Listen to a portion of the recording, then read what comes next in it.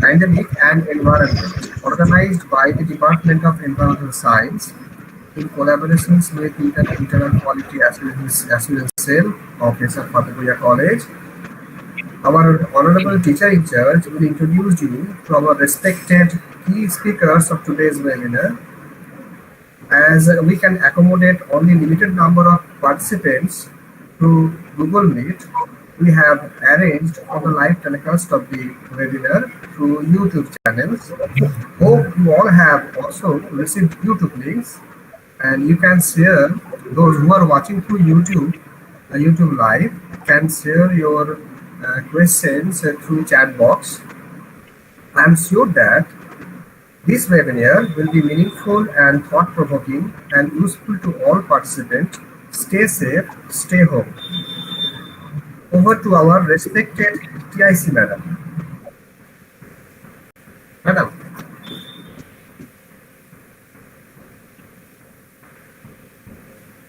Madam, আপনার mic of আছে।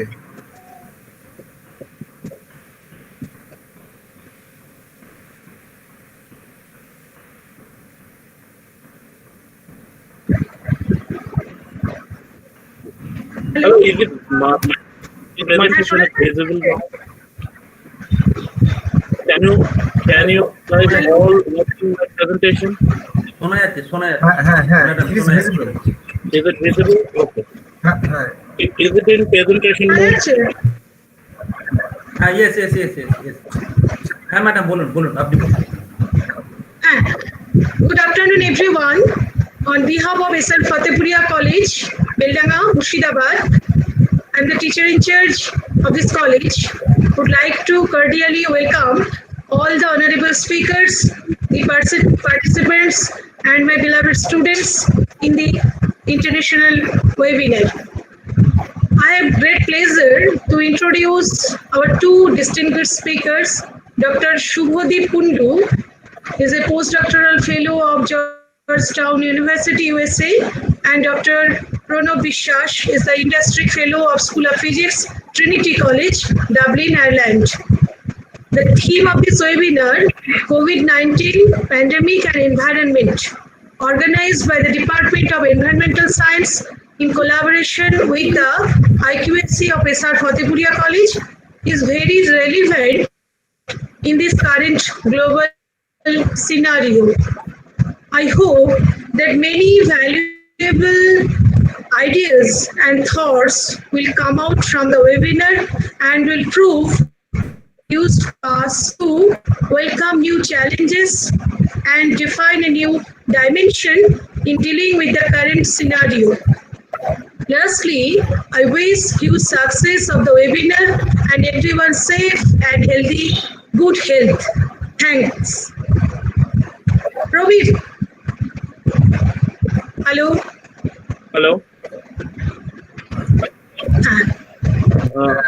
Now I would like to start.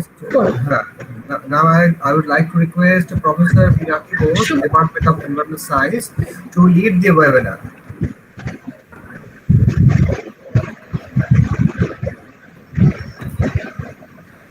Professor Pinaki Ghosh. Can you hear me? Thank you, sir. Pinaki. Thank you, sir. Good afternoon, everyone. I am very glad to welcome you all to the international webinar.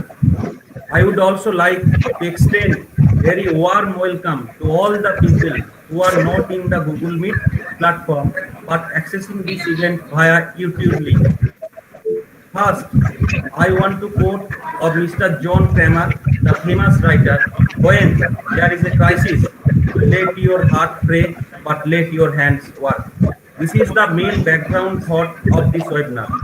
We think to cope up with any critical situation, sensible business conditions, and quick positive response in a sustainable manner should be needed most in any society. We try to do so at our best level, especially in this COVID-19 pandemic situation. In this context, our teacher in charge, Dr. Sujata Mukhopadhyay, gave us an immense and unbelievable support to organize such a wonderful program. Secondary, there are two names, Miss Almera Khatun and Miss Kousali Chattorak, Faculty, Department of Environmental Science, gave their full effort and grand contribution to the achieve the best outcome from the webinar. Lastly, but not the least, I would like to thank our technician for this webinar, Mr. Srikanto Bosak, who is silently doing his work behind the screen to run the webinar smoothly. Now, I request to honorable speaker that their valuable and thought-provoking speech should be understandable to all the participants, because there are many students participated in this webinar, so they should be enriched from all the aspects from the webinar. And silly language প্রবলেমের জন্য যেন তারা এই সুযোগ থেকে বঞ্চিত না হয়, যাতে করে তারা বুঝতে পারে, এটা আমার একটা রিকোয়েস্ট থাকবে অনারেবল যারা স্পিকার আছে তাদের ক্ষেত্রে। নাও I cordially invited Dr. Shubhodip Kundu.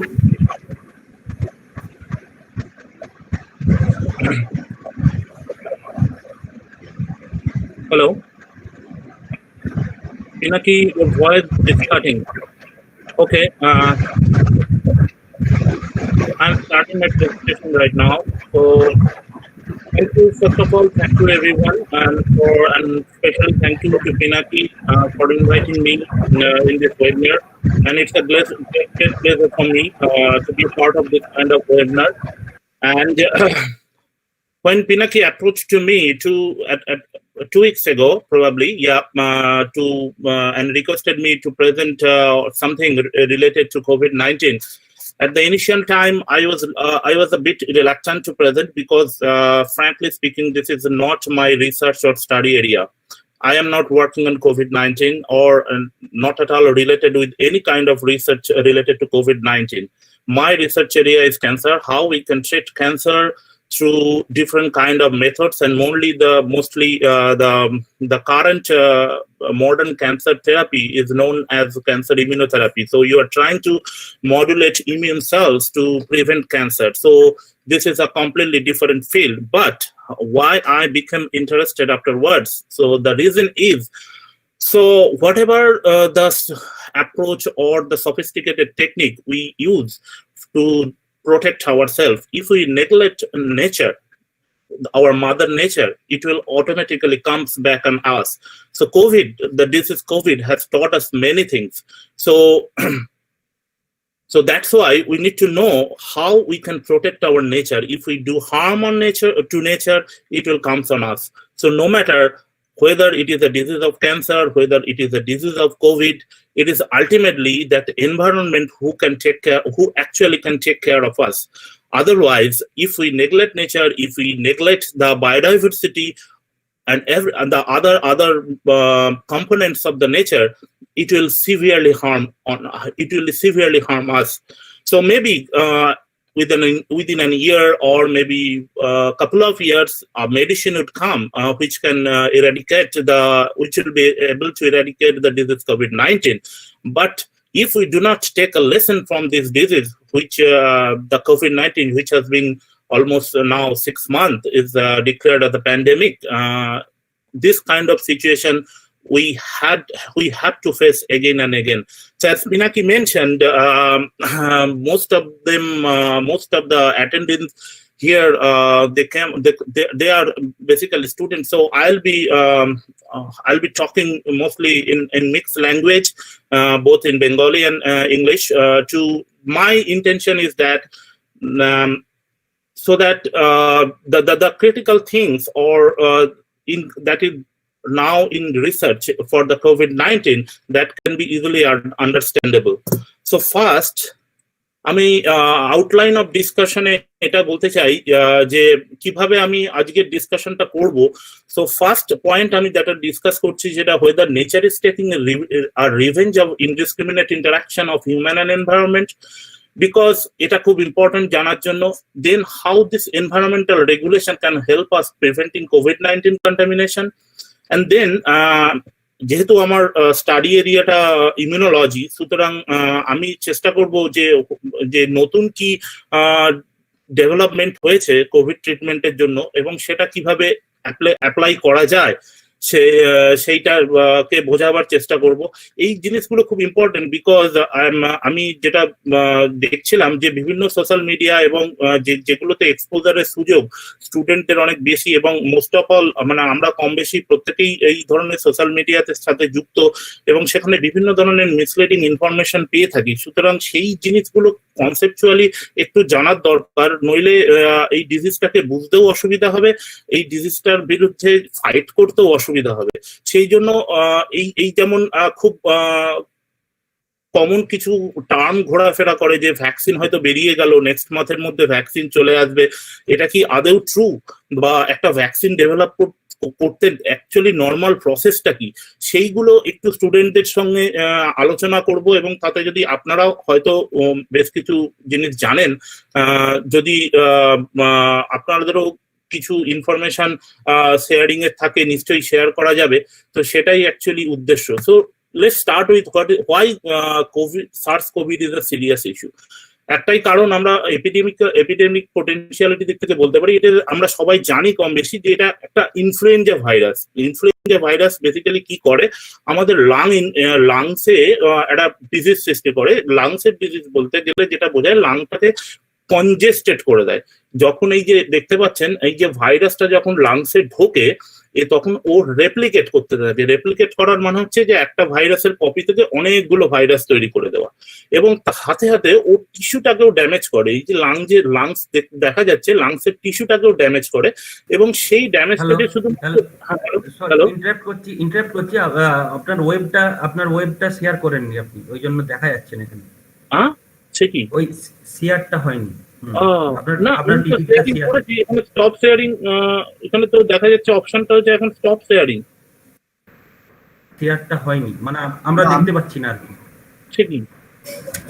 না, আমি তো দেখতে পাচ্ছি। আমি কখন করলাম, ওই জন্য শুরুতে যে সেমিনারটা প্রেজেন্টেশন মোডে আছে কিনা দেখা যাচ্ছে না।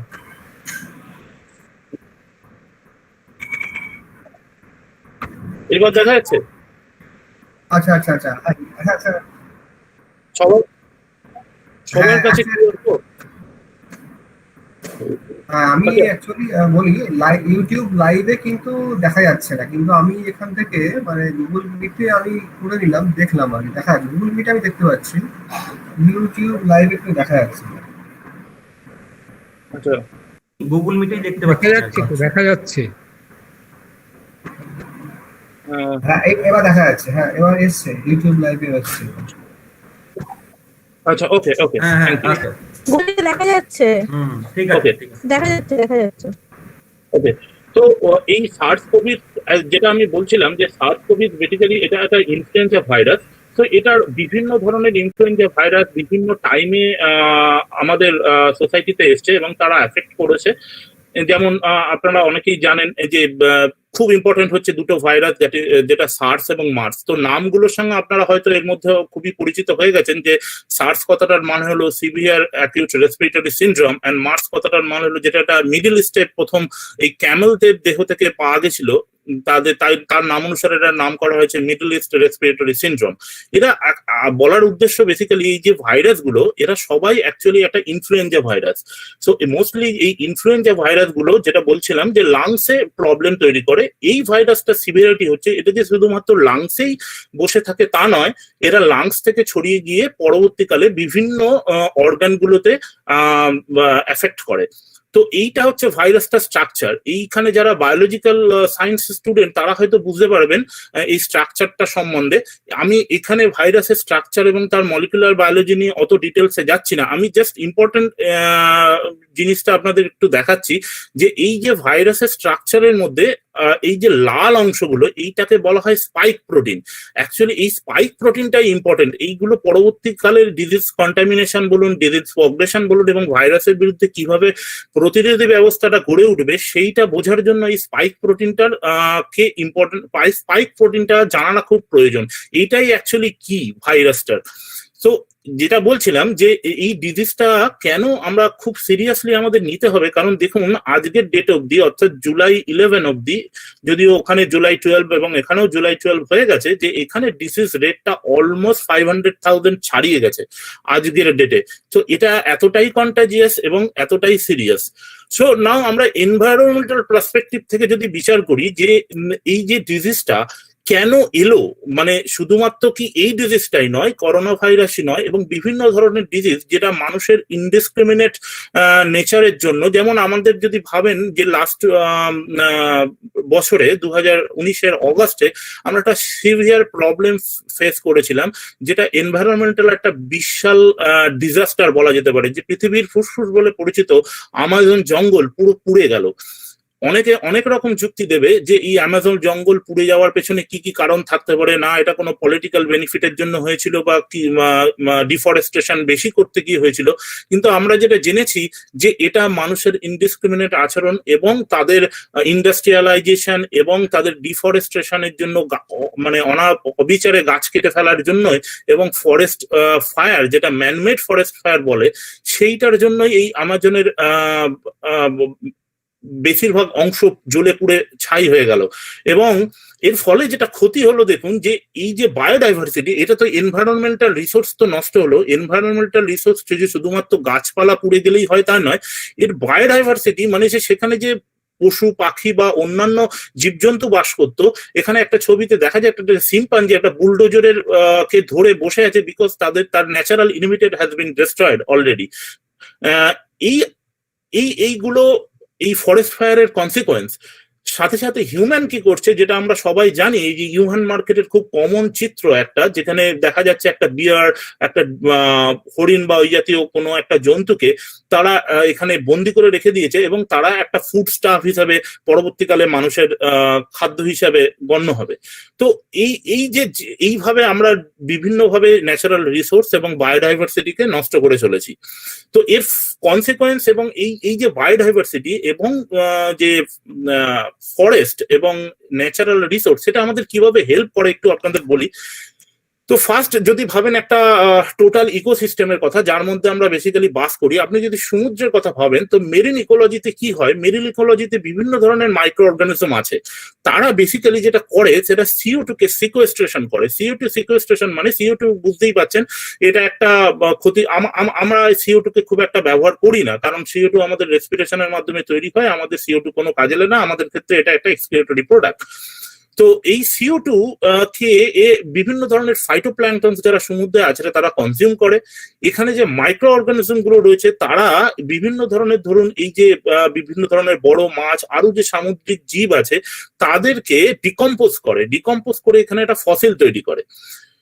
সেরকম ভাবেই টেরেস্ট্রিয়াল ওয়ার্ল্ডে এই মাইক্রো অর্গানিজম গুলো একইভাবে বিভিন্ন ধরনের, ধরুন ডেড উড, লিভস, এদেরকে ডিকম্পোজ করে, যদি কোনো ডেড বডি প্রাণীর বা অন্য কোনো জীবজন্তুর থেকে থাকে, তারা সেক্ষেত্রে এটাকে ডিকম্পোজ করে ফসিল তৈরি করে। পরিবর্তে এটা যেটা করে ল্যান্ডে, বেসিক্যালি তারা CO2 এবং মিথেন তৈরি করে। এবং আপনারা সবাই জানেন, যারা এনভায়রনমেন্টাল সায়েন্স রিলেটেড কাজের সঙ্গে যুক্ত, এই CO2 এবং মিথেন এরা প্রত্যেকেই গাছের সালোক সংশ্লেষের সময় কাজে লাগে। কিন্তু এই যে ফসিল ফুয়েল, এইটা যদি স্লোলি আমরা ইউজ করতে পারি, খুব স্লোলি, তাহলে কিন্তু এটা অনেক দিন ধরে ইউজ করতে পারবো। এবং এর থেকে যে বাজে প্রোডাক্ট বলতে, যেমন আপনি যদি ইন্ডাস্ট্রির কথা ভাবেন, যেখানে ফুয়েল ম্যাক্সিমাম ইউজ হয়, সেখান থেকে একটা গ্রিন হাউস গ্যাস তৈরি হয় CO2, সেটাকে আমরা ধীরে ধীরে সেটা আমাদের বাতাসে মিশ্রিত হবে। কিন্তু যদি আমরা ইনডিসক্রিমিনেটলি এটাকে ইউজ করি, সেটা ভেরি ফাস্ট এটা গ্রিন হাউস গ্যাস প্রডিউস করবে। তো ক্ষতি যেটা হবে, যে এই ইন্টারাকশনটা ইকোসিস্টেমের খুব গুরুত্বপূর্ণ, কারণ এই যে CO2 গ্যাস যদি গ্রিন হাউস এফেক্ট বাড়িয়ে দেয়, সেই প্রভাবটা শুধুমাত্র যে ল্যান্ডেই সীমিত থাকবে তা নয়, এটা কিন্তু সমুদ্রের জলের ওপর বা মেরিন ইকোসিস্টেমের ওপর একটা প্রভাব তৈরি করবে। এই মেরিন ইকোসিস্টেমের ওপর প্রভাবটা কি ধরনের প্রভাব? বেসিক্যালি কি করে, এই যে গ্রিন হাউস এফেক্টের ফলে জলের টেম্পারেচারও কিছুটা বেড়ে যায়। তার ফলে এই অক্সিজেন ডিজলভিং ক্ষমতা, জলের যেটা অক্সিজেন ডিজলভিং ক্ষমতা, সেটাও নষ্ট হয়ে যায়, যেটাকে আমরা অক্সিজেন মিনিমাইজ বা OMG বা অক্সিজেন মিনিমাইজ জোন বলে থাকি। তো এর ফলে এই মেরিন ইকোসিস্টেমের উপর, যারা ফ্লাইটোপ্ল্যাঙ্কটন বলুন, বিভিন্ন মাইক্রো অর্গানিজম বলুন, তাদের উপর প্রচন্ডভাবে একটা প্রভাব পড়ে, তারাও অনেক ক্ষেত্রে মরে যায়। ফলে এই ইন্টারাকশনটা একদমই নষ্ট হয়ে যায়। এবার আপনি যদি অন্যভাবে দেখেন যে এই যে বিভিন্ন ধরনের মাইক্রো অর্গানিজম গুলো আমাদের কিভাবে সাহায্য করে, এই যে এই মাইক্রো অর্গানিজম যারা এনভায়রনমেন্টে রয়েছে তারা আমাদের দেহেও বিভিন্নভাবে প্রেজেন্ট রয়েছে, আমাদের গাটসে আছে, লাংসে আছে, স্কিন অ্যান্ড জেনিটাল ইউরিনারি অর্গানেও রয়েছে। এরা বিভিন্ন কাজ আমাদের দেহে করে থাকে। যেমন আপনাদের খুব কমন একটা নাম আপনারা জানেন, ইকোলি। এই ইকোলি কিন্তু আমাদের অনেক ক্ষেত্রে সাহায্য করে, বেসিক্যালি মেটাবলিজমে। আর ইমিউন রেগুলেশনে এদের ভূমিকা অত্যন্ত গুরুত্বপূর্ণ, কারণ এইটা যারা ইমিউনোলজি স্টুডেন্ট আছে তাদেরকে পড়ানো হয়, বা মানে একদম টেক হোম মেসেজ বলা যেতে পারে। ধরুন একটি নিউবর্ন বেবিকে যদি আপনি কোনো ধরনের মাইক্রো অর্গানিজমের সাথে কোনোদিন এক্সপোজ না করে ইনকিউবেটরে রেখে দেন, আর সাথে আর একটা নিউবর্ন বেবিকে যদি আপনি নর্মালি গ্রো হতে দেন, তাহলে দেখা যাবে যে যে বেবিটি নর্মালি গ্রো করছে, বিভিন্ন ধরনের মাইক্রো অর্গানিজম, এনভায়রনমেন্টাল পলিউশন তাদের টাচে আসছে, তাদের বিরুদ্ধে ইমিউনোলজিক্যাল গ্রোথ বা ইমিউনিটি পাওয়ার অত্যন্ত বেশি, যেটা অন্য অন্য ধরনের একটা নিউবর্নকে যদি আপনি খুব প্রোটেকশনে রেখে দেন। কারণ এই ইন্টারাকশনটা ধীরে ধীরে, এগুলোকে বলা হয় ইমিউন বুস্ট আপ, মানে আপনি ধীরে ধীরে বিভিন্ন মাইক্রো অর্গানিজমের সাথে যদি এক্সপোজড হন, তাহলে এটা আপনার ইমিউন সিস্টেমকে অনেক বেশি বুস্ট আপ করে। এছাড়াও বডির এন্ডোক্রিন রেগুলেশন, অর্গান ডেভেলপমেন্টে এদের ভূমিকা তো রয়েছেই, কিন্তু এইগুলোকে যদি এগেন আনকন্ট্রোলড ওয়েতে ইউজ করা হয়, তাহলে যেটা হবে সেটা নেচারের ক্ষেত্রে এগেন ডিজাস্টার হয়। কারণ বিভিন্ন ধরনের মাইক্রো অর্গানিজম, নেচার এবং মাইক্রো অর্গানিজম তাদের ইন্টারাকশনটা আমাদের বেসিক্যালি হিউম্যান সোসাইটিকে খুবই উপকৃত করে। একটা উদাহরণ দিলে ব্যাপারটা খুব সহজে বোঝা যাবে যে বায়োডাইভার্সিটি কিভাবে বিভিন্ন ধরনের ডিজিজ ট্রান্সমিশনের ক্ষেত্রে সাহায্য করে। আপনাদের একটা ডিজিজের নাম আপনারা হয়তো অনেকেই জানেন, তার নাম হচ্ছে লাইম ডিজিজ। এই লাইম ডিজিজ, যেটা একটা টিক বা এই পোকা জাতীয় একটা আর্থ্রোপোডের মাধ্যমে সংক্রামিত হয়। এই ইউএসএ তে এই লাইম ডিজিজের সংক্রমণের সংখ্যা খুবই বেশি। তো এই পোকাটা কি করে, বেসিক্যালি এটা দু ধরনের জীব জন্তু থেকে এরা অ্যাকচুয়ালি ব্লাড সাক করে এরা বেঁচে থাকে। তো এরা এদেরকে এই ইঁদুরটাকে বলা হয় হোয়াইট ফিট। এখানে দেখে হয়তো বোঝা যাচ্ছে না, বাট এটা একটা বিশেষ ধরনের ইঁদুর এদেরকে হ্যাবিটেট বা ন্যাচারাল রিজার্ভার বলা হয় এই টিক বা এই ধরনের উকুনটার জন্য। এরা এই হোয়াইট ফিট ইঁদুরের দেহেও যেমন বাস থাকতে পারে, তেমনি ভার্জিনিয়া অপোসাম এরা আর একটা জন্তু, তাদের দেহ এরা বেঁচে থাকতে পারে। কিন্তু যেটা হয়, এই ইঁদুরের এই লাইম ডিজিজ একটা পার্টিকুলার ব্যাকটেরিয়ার মাধ্যমে তৈরি হয়। তো এই লাইম ডিজিজটা এই ইঁদুরের দেহে ইমিউন সিস্টেমকে কাবু করে ফেলে, ফলে এই ইঁদুরের দেহে লাইম ডিজিজের ব্যাকটেরিয়াটা অনেক দিন বেঁচে থাকে। তো এখন যেটা হবে, ধরুন এই পোকাটা যদি এই ইঁদুরের ব্লাড সাক করে, তাহলে অটোমেটিক্যালি ওই লাইম ডিজিজের ব্যাকটেরিয়াটা এই পোকাটার দেহে চলে আসবে। তো এবার হয় কি, এই পোকাটা জেনারেলি বনে জঙ্গলে ঘুরে থাকে। তো আপনি যদি কোনোভাবে এই পোকাটার বিভিন্ন জঙ্গলে ভ্রমণ বা ট্রেকিং করতে গিয়ে যদি এই পোকাটা আপনার দেহে কোনোভাবে সংক্রমিত হয়, তাহলে এই লাইম ডিজিজটা কিন্তু এই পোকার মাধ্যমে আপনার দেহে সংক্রমিত হয়ে যাবে। অন্যদিকে কি হয়, অন্যদিকে যদি আপনি ভাবেন যে একটা পোকা যে বেসিক্যালি এখান থেকে রক্ত সংগ্রহ করছে, এই জন্তুটার দেহে এর ইমিউন সিস্টেম কিন্তু খুবই উন্নত। এই ইমিউন সিস্টেমটা বেসিক্যালি ওই যে লাইম ডিজিজের ব্যাকটেরিয়াটা তাকে কিন্তু সাপ্রেস করে রাখে, তাকে ম্যানিফেস্ট হতে দেয় না, তাকে বাড়তে দেয় না।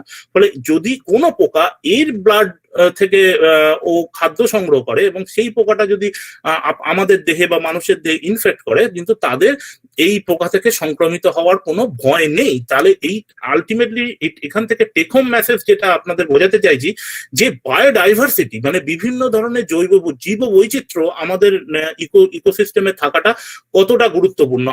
এর এর এর এর এর পরের স্লাইডে ব্যাপারটা আরো পরিষ্কার হবে। এবং এই ছবিগুলোর সাথে আপনারা রিসেন্টলি লাস্ট 6 মাস ধরে হয়তো খুবই পরিচিত, আমাকে নতুন করে বলে দেওয়ার কিছু নেই। এটা দেখাই যাচ্ছে একটা প্যাঙ্গোলিনকে ধরে তার হয়তো তাকে কেটে তাকে বিক্রি করা হচ্ছে। এবং এই ছবিটা আমি রাখতে চাই না, বাট এখানে রাখতে চাইছিলাম না, বাট এটা খুব ক্রুয়েল দেখতে লাগে। বাট এইগুলো ট্রু, মানে আপনি এটা বোঝানোর চেষ্টা করছি যেটা, যে আপনি ইকোসিস্টেম থেকে বায়োডাইভার্সিটিকে রিমুভ করছেন। বায়োডাইভার্সিটিকে রিমুভ করার ফল যেটা হবে সেটা কিন্তু খুব সাংঘাতিক। কারণ এই বায়োডাইভার্সিটি থাকার জন্য আমরা কিন্তু বিভিন্ন ধরনের ডিজিজ থেকে খুবই প্রোটেক্টেড থাকি, যে ডিজিজগুলো একটা রিজার্ভয়ার হিসেবে অন্য জীবজন্তুদের দেহে সিকোয়েস্টার থাকে, যেখান থেকে হিউম্যানের সংক্রমণের সম্ভাবনা ন্যাচারালি নেই যদি আপনি ইকোসিস্টেমের ল এবং বায়োডাইভার্সিটি প্রিজার্ভেশনকে মেনে চলেন।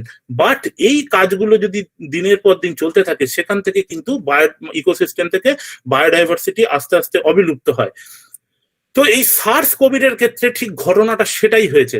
সার্স কোভিড বা COVID-19 হিউম্যানের কিন্তু হওয়ার কোনো কথাই ছিল না, কারণ এর ন্যাচারাল হ্যাবিটেট আপনারা হয়তো সবাই জানেন, বাদুড়। মানে এই সার্স COVID-19 যেটা আমরা নতুন করোনা ভাইরাস বলছি, তার যে আগের স্পিসিসের ভাইরাসগুলো, তাদেরও কিন্তু রিজার্ভার ছিল অ্যাকচুয়ালি ব্যাট বা বাদুড়। তাদের কিন্তু হিউম্যানে আসার কোনো সম্ভাবনাই নেই। কি করে এরা হিউম্যানে স্পিল ওভার করলো তার কারণটা আপনাদের বলেছি। আপনারা হয়তো পরিচিত ইউহান বাজারের ছবি আপনারা অনেকেই দেখেছেন, যে তার সেইখানে এই বিভিন্ন ধরনের অ্যানিমাল গুলোকে কেটে মানুষের খাওয়ার জন্য সরবরাহ করা হচ্ছে বা বিক্রি করা হচ্ছে। তো এইভাবে এদের এই হিউম্যানের দেহে এই ভাইরাসটা কিন্তু ছড়িয়ে পড়েছে, যেটা আমি বোঝানোর চেষ্টা করছি। কোভিড এর কিন্তু হিউম্যানের দেহে ট্রান্সমিশনের সম্ভাবনাই ছিল না যদি আমরা বায়োডাইভার্সিটির রুলটাকে মেনে চলতাম। এর ফলে যেটা হলো, যে কোভিড এই বাদুড়ের দেহে ছিল, সে এখন হিউম্যানের লাংকে ইনফেক্ট করছে। কেন ইনফেক্ট করছে? কারণ নেচারের আর একটা সিলেকশন, যেটাকে আমরা বলি মিউটেশন, যে মিউটেশনের ফলে এই COVID-19 এখন এমন হয়ে গেছে যে হিউম্যানের দেহে এটা হচ্ছে হিউম্যানের রিসেপ্টর, যেটা আপনারা অনেকেই জানেন, যেটা ACE2 ইম্পর্টেন্ট রিসেপ্টর, যার থ্রুতে ভাইরাসটা লাংসের সঙ্গে বাঁধে, তারপরে লাংসেরা প্রবেশ করে। এইটা একটা এক্সপেরিমেন্টাল, এটা একটা ভিডিও, এটা আপনাদের আমি দেখাতে পারছি না, বাট ভিডিওটাতে অ্যাকচুয়ালি এটা শো করছে যে এই যখন এটা একটা সেল লাইন, মানে একটা আর্টিফিশিয়াল একটা সেল লাইন, যেখানে স্টাডি করা হয় যে ভাইরাস গুলো কিভাবে বা ব্যাকটেরিয়া কিভাবে বা মাইক্রো অর্গানিজম কিভাবে সেলের মধ্যে গ্রো করে। সেখানে এই যে পিঙ্ক ডট গুলো দেওয়া আছে আপনি দেখতে পাচ্ছেন, এই ডট গুলো অ্যাকচুয়ালি ইন্ডিভিজুয়াল ভাইরাস, যখন সেলটাকে ভাইরাস দিয়ে ইনফেক্ট করা হয়েছিল। খুব কম সময়ের মধ্যেই ভাইরাসটা এতটা বড় হয়ে গিয়ে, এবং ভিডিওটা যদি দেখাতে পারতাম তাহলে দেখতেন এই সেলটাকে ভেদ করে ফাটিয়ে ভাইরাস গুলো বেরিয়ে যাচ্ছে। ঠিক এটাই হিউম্যান লাংসের সঙ্গে ঘটে, লাংসের ভেতরে ঘটে COVID-19 এ। এখন প্রশ্ন হচ্ছে যে বাদুড়ের যে ভাইরাসটা ছিল, তাহলে বাদুড়ের কেন ক্ষতি হচ্ছিল না, হিউম্যানেরই কেন ক্ষতি হলো? তো এই প্রশ্নটা খুব স্বাভাবিকভাবে ওঠে। তার কারণ আবার ওই বায়োডাইভার্সিটির কথা, কারণ বাদুড়ের দেহে ভাইরাসটা বছরের পর বছর, মানে years after years, maybe 100 years, 1000 years, তার ভেতরে ভাইরাসটা থেকে এই বাদুড়ের ইমিউন সিস্টেম সেই ভাইরাসটা কন্ট্রোল করার ক্ষমতা অর্জন করে পড়েছে। তাই জন্য আমরা ভাইরাসটার ন্যাচারাল হ্যাবিটেট বা ন্যাচারাল হোস্ট বাদুড়কে বলে থাকি। আর বাদুড়ের ইমিউন সিস্টেম একটা সুপার ইমিউন সিস্টেম, তার কিছু বিশেষত্ব আছে যে এই ভাইরাসটাকে কমব্যাট করতে পারে, এবং সেটা দুভাবে হয়। তারা প্রচন্ডভাবে ইনফ্লামেশন, যেটা আমি পরবর্তী স্লাইডে হিউম্যানের করোনা ভাইরাস ইনফেকশনের মোড অফ অ্যাকশন আমি বলবো, যে সেখানে প্রচন্ডভাবে একটা ইনফ্লামেশন করে ভাইরাসটাকে কন্ট্রোলে রাখে, আর ইমিউন সিস্টেম গুলোকে প্রচন্ডভাবে বুস্ট আপ করে ভাইরাসটাকে কন্ট্রোলে রাখে, যেটা কিন্তু হিউম্যান পারে না। সেই জন্যই এই ভাইরাসটার হিউম্যান ট্রান্সমিটেড করোনা ভাইরাসের কোনো ওষুধ বা মেডিসিন এখনো অব্দি বেরোয়নি। এইবার এই স্লাইডটা কিন্তু ছাত্রছাত্রীদের জন্য খুব ইম্পর্টেন্ট, কারণ বা আপনারা যারা শিক্ষক তাদেরকেও আমি একটু দেখতে বলবো, যে কারণ এই তথ্যটা from the very beginning of coronavirus transmission, এই তথ্যটা হাওয়ায় ঘুরে বেড়াচ্ছে। বিভিন্ন সোশ্যাল মিডিয়া, বিভিন্ন সংবাদ মাধ্যম অলমোস্ট মানুষকে বিশ্বাস করিয়ে ফেলেছে যে corona virus is a bio weapon or COVID-19 is a bio weapon. Actually এটা নেক্সট টু ইম্পসিবল, এটা কখনোই হতে পারে না। তার কারণ মানে এটা আপনারা একদম ডিসকার্ড করে দিতে পারেন এই থিওরিটাকে। তার কারণ হচ্ছে আপনাদের একটু মলিকুলার বায়োলজির দিক থেকে বোঝাবার চেষ্টা করি। আগেই বলেছি স্পাইক প্রোটিন, এটা হচ্ছে করোনা ভাইরাস, নোবেল করোনা ভাইরাসের জিন স্ট্রাকচার। তো এই স্পাইক প্রোটিনটা বেসিক্যালি আপনাদের ইম্পর্টেন্ট একটা এই পার্টটা ভাইরাসের, যেটা ইম্পর্টেন্ট একটা অংশ ভাইরাসের, যার মাধ্যমে হিউম্যানের দিয়ে ইনফেক্ট করে। এইবার আপনারা এইটাই হচ্ছে জিনের সিকোয়েন্স করে দেখা গেছে যে হিউম্যানের সঙ্গে দেখুন ব্যাট এবং প্যাঙ্গোলিনের অলমোস্ট ম্যাক্সিমাম মিল রয়েছে। এই যে বক্স করা জায়গাগুলো যেগুলো দেখছেন আপনারা বুঝতে পারবেন যে কোথায় অমিল রয়েছে, কোনগুলো অমিল জায়গাগুলো রয়েছে। তার মানে আপনারা দেখেই বুঝতে পারছেন যে হিউম্যান সার্স ভাইরাস এবং ব্যাট এবং প্যাঙ্গোলিন এদের করোনা ভাইরাসের সিকোয়েন্স সিমিলারিটি প্রচুর। এবার বিজ্ঞানীরা যেটা বলছেন লজিক দিয়ে যে কেন এটা বায়ো ওয়েপন নয়, তার কারণ হচ্ছে যে বায়ো ওয়েপন বানাবে সে কখনোই একজন টেররিস্ট বায়ো ওয়েপন বানাবে না। যে বানাবে সে বেসিক্যালি বানাবে একজন বিজ্ঞানী।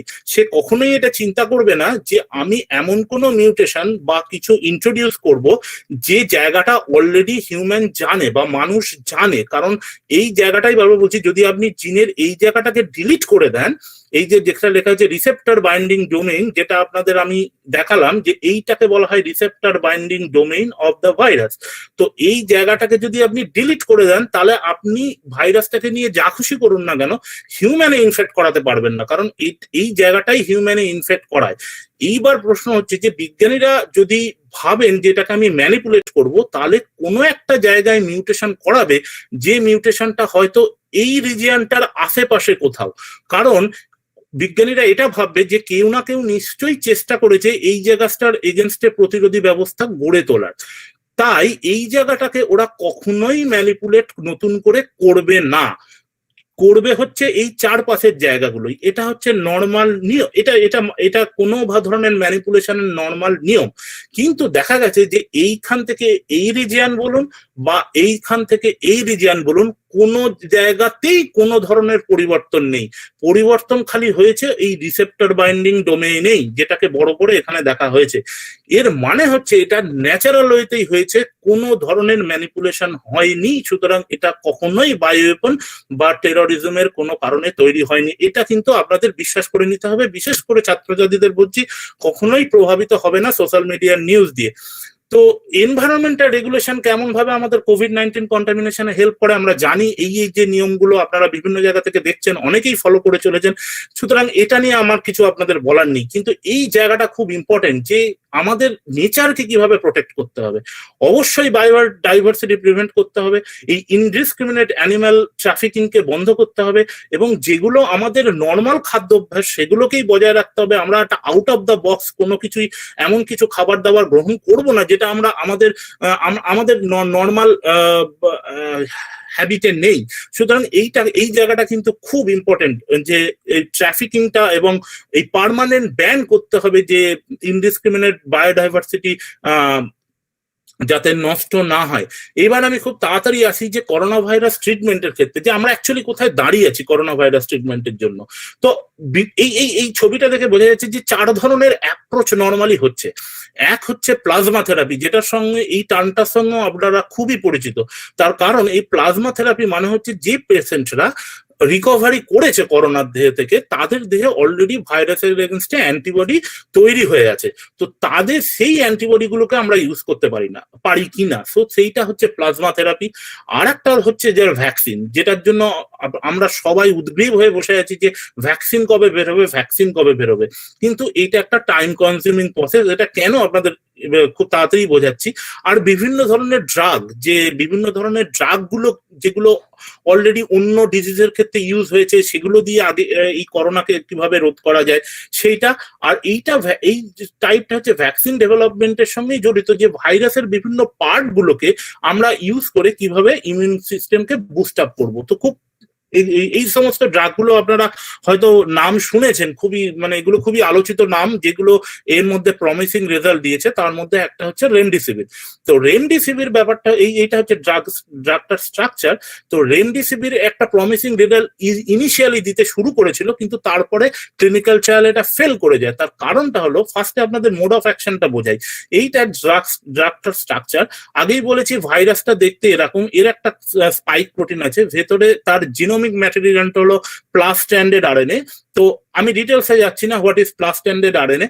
তো আরএনএ জেনেটিক ম্যাটেরিয়াল। তো এই ভাইরাসটাকে হিউম্যানের ভেতরে গিয়ে রেপ্লিকেট করতে গেলে কিন্তু এই আরএনএটাকে লাগবে। তো আর এই আরএনএটাকে রেপ্লিকেট করতে গেলে কিন্তু একটা এনজাইম লাগে, তার নাম হচ্ছে আরএনএ ডিপেন্ডেন্ট আরএনএ পলিমারেজ। তো এই ড্রাগটা বেসিক্যালি এই এনজাইমটাকে কাজ করতে দেয় না।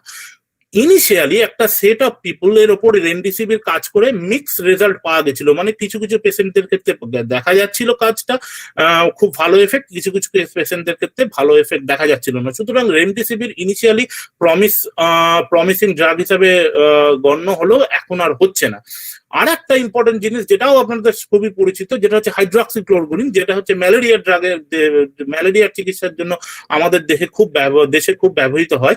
তো এই ড্রাগটা বেসিক্যালি কি করে, ড্রাগটা এই সেলগুলো, এটা হচ্ছে লাং সেল, এই লাং সেলগুলো কে অ্যাসিডিটিটাকে খুব প্রচন্ড পরিমাণে বাড়িয়ে দেয়। ফলে ভাইরাসটা যখন ভেসিকেল ফর্মেশন করে এই লাংস এপিথেলিয়াল সেলের মধ্যে ঢোকে, এই অ্যাসিডিটিকে ভাইরাসটা টলারেট করতে পারে না, তার ফলে এটা নষ্ট হয়ে যায়।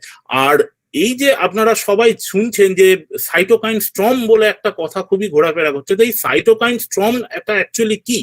তার কারণ যখন এই ভাইরাস বলুন, ব্যাকটেরিয়া বলুন, কোনো প্যাথোজেন এই আমাদের শরীরে প্রবেশ করে, তখন তার এগেনস্টে বিভিন্ন ইমিউন সেল, যেমন ধরুন এইটাকে এনকে সেল, যার নাম আপনারা অনেকে জানেন হয়তো, ন্যাচারাল কিলার সেল, দেন এটা একটা T cell, T lymphocyte, CD8 cell, এই সমস্ত সেলগুলো এসে জড়ো হয়। এই জড়ো হয়ে এরা বিভিন্ন ধরনের সাইটোকাইন, এক ধরনের কেমিক্যাল, সেগুলো রিলিজ করতে থাকে। এই রিলিজ করাটা খুব কিন্তু নন স্পেসিফিক, মানে ওরা কোনো ভাইরাস, ব্যাকটেরিয়া, প্যাথোজেন দেখে করে না, ওরা দেখে খালি এটা আমাদের ফরেন না আমাদের দেহের নয়। তো ওই ম্যাটেরিয়াল, ওটা ফরেন হলেই ওর এগেনস্টে ওরা এইগুলো রিলিজ করে। কিন্তু এটা খুবই যদি আনকন্ট্রোলড হতে হয়, তাহলে কিন্তু ভাইরাস, ব্যাকটেরিয়া গুলো মরার সাথে সাথে লাং সেল বা বডির চারপাশের সেলেরও ক্ষতি হবে। এই ঘটনাটাকে বলা হয় সাইটোকাইন স্টর্ম। কোভিড ইনফেকশনে ভাইরাসের লোড এত বেশি থাকে এবং তার জন্য সাইটোকাইন স্টর্ম এত বেশি হয়, তাতেই ম্যাক্সিমাম রোগী মারা যায়। এটাই হচ্ছে, এবং এটাই হচ্ছে কোভিড-19 এর পেশেন্ট ডেথের কারণ। তো রেমডেসিভির হাইড্রোক্সিক্লোরোকুইন দেখা গেছে এই সমস্ত সাইটোকাইন গুলোকেও ব্লক করে। এটা একটা প্রিভেন্টিভ মেজার।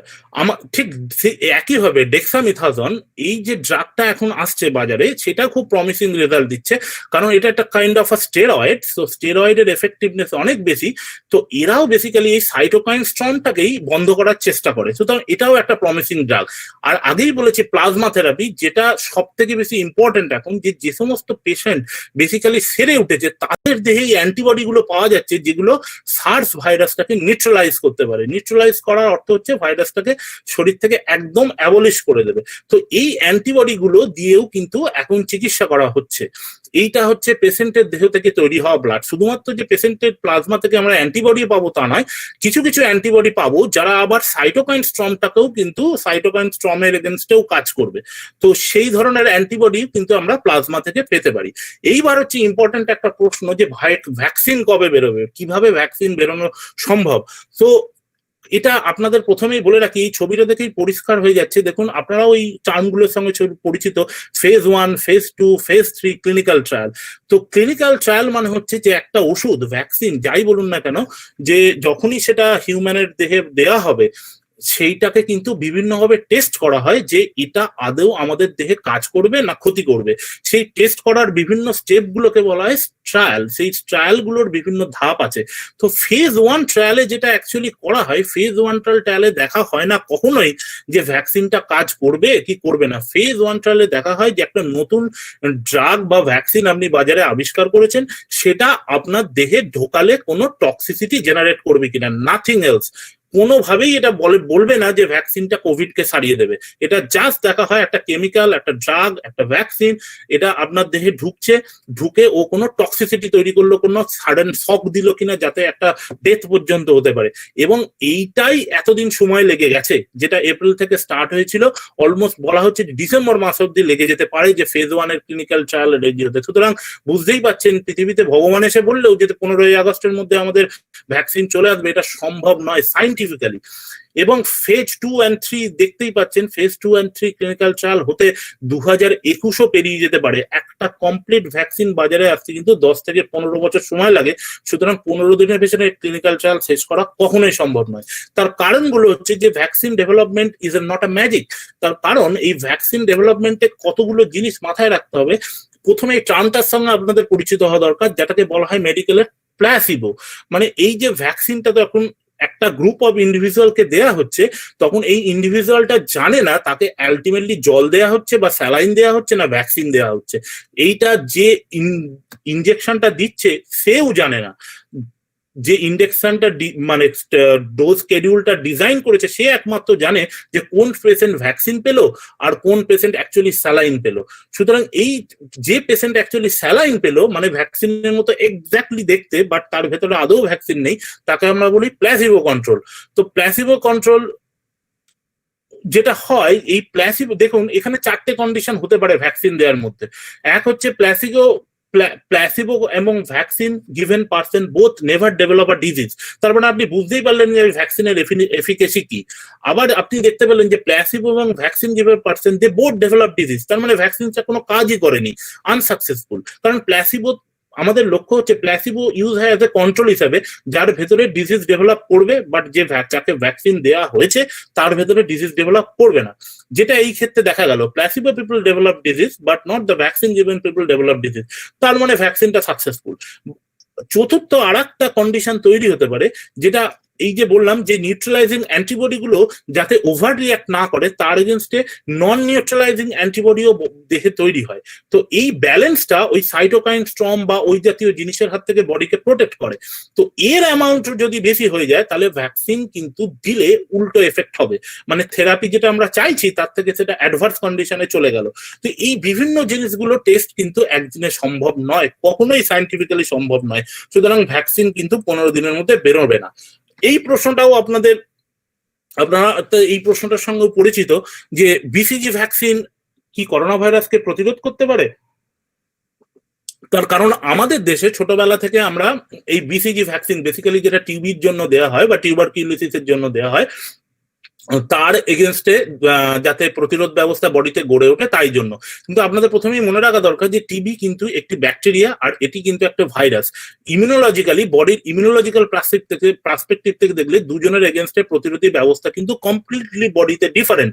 তাই একদম যে ভিসিজি ভ্যাকসিন নেওয়া মানেই সে করোনা প্রিভেন্টেড হয়ে গেল, এই ধারণা সম্পূর্ণ ভুল। বাট এর মধ্যে কি কোনো সত্যতা নেই? নিশ্চয়ই সত্যতা আছে। ইমিউনোলজিক্যাল ভাষায় বলা হয় যেটাকে ক্রস রিঅ্যাক্টিভিটি, মানে যে অ্যান্টিবডি কোনোভাবে টিবিকে নিউট্রালাইজ করছে সামহাউ সেটা কোনোভাবে ভাইরাসকেও বা করোনা ভাইরাস বলুন সার্স ভাইরাস বলুন তাকেও কোনোভাবে ডিটেক্ট করে ফেলতে পারে। সেই ক্ষেত্রে আমরা হয়তো প্রোটেক্টেড হয়ে যাব। যেখানে এই জন হপকিন্স এই পয়েন্টটা লক্ষ্য করলে বোঝা যাবে যে জন হপকিন্সের যে স্টাডিটা দেখা গেছে যে তারা বলেছে যে যে সমস্ত দেশ বিসিজি ভ্যাকসিন কন্টিনিউ করেছে, কারণ ইউরোপ আফটার 2005 তারা এই বিসিজি ভ্যাকসিন দেওয়া বন্ধ করে দিয়েছে, সেই সমস্ত দেশে করোনার সংক্রমণ অত্যন্ত দ্রুত এবং ব্যাপকভাবে হয়েছে, যেটাতে কিন্তু আমাদের দেশ বা যে সমস্ত দেশ ভ্যাকসিন নিয়েছে বিসিজি ভ্যাকসিন তাদের করোনা কন্টামিনেশন দেরিতে হয়েছে, দেরিতে পিকে উঠেছে। সুতরাং বলা যেতে পারে হয়তো, বাট এটা বিশ্বাস করার এই মুহূর্তে অতটা যৌক্তিকতা নেই। তো আমরা এই সময় কি করব, কিভাবে আমরা নিজেকে প্রোটেক্ট রাখবো? তো এই প্রোটেক্ট রাখার জন্য যেটাও এই পরিস্থিতিটা এই টার্মটার সঙ্গে আমরা পর্যন্ত যে ইমিউন সিস্টেমকে বুস্ট করতে হবে। কি করতে হবে? তার জন্য প্রচন্ড পরিমাণে ভিটামিন সি খেতে হবে আর আর্সেনিক অ্যালবাম নিতে হবে। এইটা আপনাদের খুব জানার দরকার যে ভিটামিন সি খেলেই কি করোনা ভাইরাস প্রোটেক্টেড হয়ে যাবে? তার এই দেখুন এই সমস্ত স্টাডিগুলো যেটা বলছে এগুলো খুবই ইম্পর্টেন্ট একটা সোর্সের স্টাডি। আপনাকে কিন্তু একটা জিনিস মাথায় বুঝতে হবে যে আপনাকে কোনো যদি সায়েন্টিফিক্যালি কোনো জিনিসকে খুব ডিটারমাইন করে খুব ভালোভাবে ক্লেম করতে হয় তার এগেনস্টে কিন্তু এক্সট্রাঅর্ডিনারি প্রুফ দিতে হবে। সায়েন্টিফিক্সে বলা হয় if you want to say something extraordinary in science you have to place some extraordinary experiment or extraordinary result এটাকে প্রুফ করার জন্য। তো ভিটামিন সি কিন্তু এখনো অবধি করোনা ম্যানেজমেন্টে বা কোভিড-19 কে প্রিভেন্ট করার কোনো মানে ডাইরেক্ট এভিডেন্স দেখায়নি। তাহলে কি আবার বলছি যে জিনিসগুলো সম্পূর্ণভাবে ভুল? না, সম্পূর্ণভাবে ভুল নয়। তার কারণ হচ্ছে যে কিছু কিছু ক্ষেত্রে দেখা গেছে এই যে আপনারা সাইটোকাইন স্টর্ম এর কথাটা বলছিলেন, সাইটোকাইন স্টর্ম এর ব্যাপারটা নিউট্রোফিল বলে একটা ইমিউন মলিকিউল আছে আমাদের দেহে, তার মাধ্যমে নিয়ন্ত্রিত হয়। এই নিউট্রোফিল বেসিক্যালি কি করে, এরা একটা নেটোসিস বলে একটা প্রক্রিয়াকে ইনডিউস করে, যার ফলে এরা একটা নেটওয়ার্ক তৈরি করে আলটিমেটলি সাইটোকাইন স্টর্মের পরবর্তী স্টেপ হলো এরম এই এই এই এই স্ট্রাকচার ফর্মেশন হওয়া, যার ফলে একটা সেল ভেঙে গিয়ে, এটা হয়তো ধরুন লাং সেল, কিন্তু লাং সেলকে তো ভাঙলে আমাদের চলবে না, সেই সেলটা ভেঙে গিয়ে একটা একটা ডিজাস্টার তৈরি হয়। তো অনেক ক্ষেত্রে এই রিপোর্টে পাওয়া গেছে, আমি সোর্স গুলো আপনাদের সাথে সাথে লিঙ্ক শেয়ার করে দিয়ে দিয়েছি, আপনাদের ইন্টারেস্ট থাকলে পরবর্তীকালে এই সোর্স গুলো থেকে খুলে পড়ে নিতে পারেন, যে এই নেটোসিস প্রক্রিয়াটা এই জায়গাটাকে কিন্তু ভিটামিন সি ব্লক করে। তাহলে ভিটামিন সি খেলে আমাদের একদম করোনা সেরে যাবে তা নয়, কিন্তু যদি আমরা ধরুন আপনারা তো এটাও জানেন যে অ্যাসিম্পটোমেটিক ক্যারিয়ার বলে অনেকে রয়েছে, বা যাদের এখনো করোনা হয়নি বা হয়েছে বোঝা যাচ্ছে না, সেক্ষেত্রে যদি ভিটামিন সি সামহাও এই সাইটোকাইন স্টর্মটা থেকে কিন্তু প্রতিরক্ষা দিতে পারে। আবার বলছি, এর ধরুন এইটাকে সত্যি করে ভেবে নেওয়ার জন্য প্রচুর এক্সপেরিমেন্টাল প্রুফ দরকার। ক্যান্সারের ক্ষেত্রে কি হয় দেখুন, এই যে বলবো যে এগুলো হচ্ছে ইমিউন সেল, CD4 একটা ইমিউন সেল, CD8 একটা ইমিউন সেল। বায়োলজিক্যাল সায়েন্সের লোকজন এবং শিক্ষকরা, স্টুডেন্টরা এটা আরো ভালো করে বুঝতে পারবেন যে ভিটামিন সি দিলে দেখুন, এটা হচ্ছে ভিটামিন, এই যে গ্রাফটা, বার গ্রাফটা দেখা যাচ্ছে, সেটা হচ্ছে ভিটামিন 3 ট্রিটেড সেল। এই ভিটামিন 3 ট্রিটেড সেলগুলোর মধ্যে প্রচন্ড পরিমাণ CD4 এবং CD8, এবং যারা IFN গামা, এটা একটা CD8 এর বা CD4 সেলের নিউট্রালাইজ করার জন্য এরা সিক্রেট করে বিভিন্ন ধরনের সাইটোকাইন। দেখুন এর পরিমাণ কিন্তু প্রচন্ড বেড়ে গেছে, এটা কিন্তু ক্যান্সারের ক্ষেত্রে দেখা গেছে। মানে যেটা বোঝাতে চাইছি আপনাদের, যে ভিটামিন সির কিন্তু ইমিউন সেলকে বুস্ট আপ করার বা ইমিউন সেলকে বাড়িয়ে দেওয়ার ক্ষমতা রয়েছে। দেখুন ক্যান্সারের ক্ষেত্রে কিভাবে, এটা যে টিউমার ভলিউম, মানে বোঝাই যাচ্ছে যে ক্যান্সারের যে টিউমারটা তৈরি হয়, সেটা ভিটামিন সি দেওয়ার ফলে কতটা নিচে নেমে গেছে, মানে টিউমার ভলিউম কমে গেছে। এটা বিভিন্ন ধরনের ক্যান্সারের ক্ষেত্রে কিন্তু এটা টেস্ট করে দেখা গেছে। তো এইটা থেকে বোঝা যায় যে ভিটামিন সি কিন্তু ইমিউন বুস্ট আপ করতে পারে, তার একটা ইমিউন সেলকে মোটিভেট করার বা মডুলেট করার ক্ষমতা রয়েছে। বাট আবার বলছি, তার মানে এইগুলোকে প্রমাণ করার জন্য করোনা ভাইরাসের ক্ষেত্রে ভিটামিন সি খেলেই করোনা ভাইরাস হবে না, ধারণাটা ভুল। বাট আপনি খেতে পারেন, কিন্তু মানে প্রোটেকশন পেতেও পারেন, নাও পেতে পারেন, কিন্তু তার কোনো সঠিক এভিডেন্স নেই। আমি দ্রুত চলে যাই যে আর্সেনিক অ্যালবামের ক্ষেত্রে। আবার বলছি, একটা হোমিওপ্যাথি ড্রাগ আর্সেনিক অ্যালবাম, প্রচন্ড ডাইলিউশনে এটাকে ইউজ করা হয়। প্রচন্ড ডাইলিউশন মানে এটা 30C, মানে 30 টাইমস ডাইলিউশন, যেক্ষেত্রে ধরুন একটা মলিকুল মানে একটা প্রচন্ড বেশি ভলিউমের মধ্যে রয়েছে। হোমিওপ্যাথির এটা থিওরি, তারা ক্লেম করে যে মলিকুলার ওয়াটারের নাকি মলিকুলার মেমোরি আছে, এবং সেইটার মাধ্যমে এর প্রোটেকশনটা দেয়া থাকে। আবার বলছি, এটার কোনো সায়েন্টিফিক প্রুফ এখনো পাওয়া যায়নি। So no vaccine, no medicine, how should we prevent corona?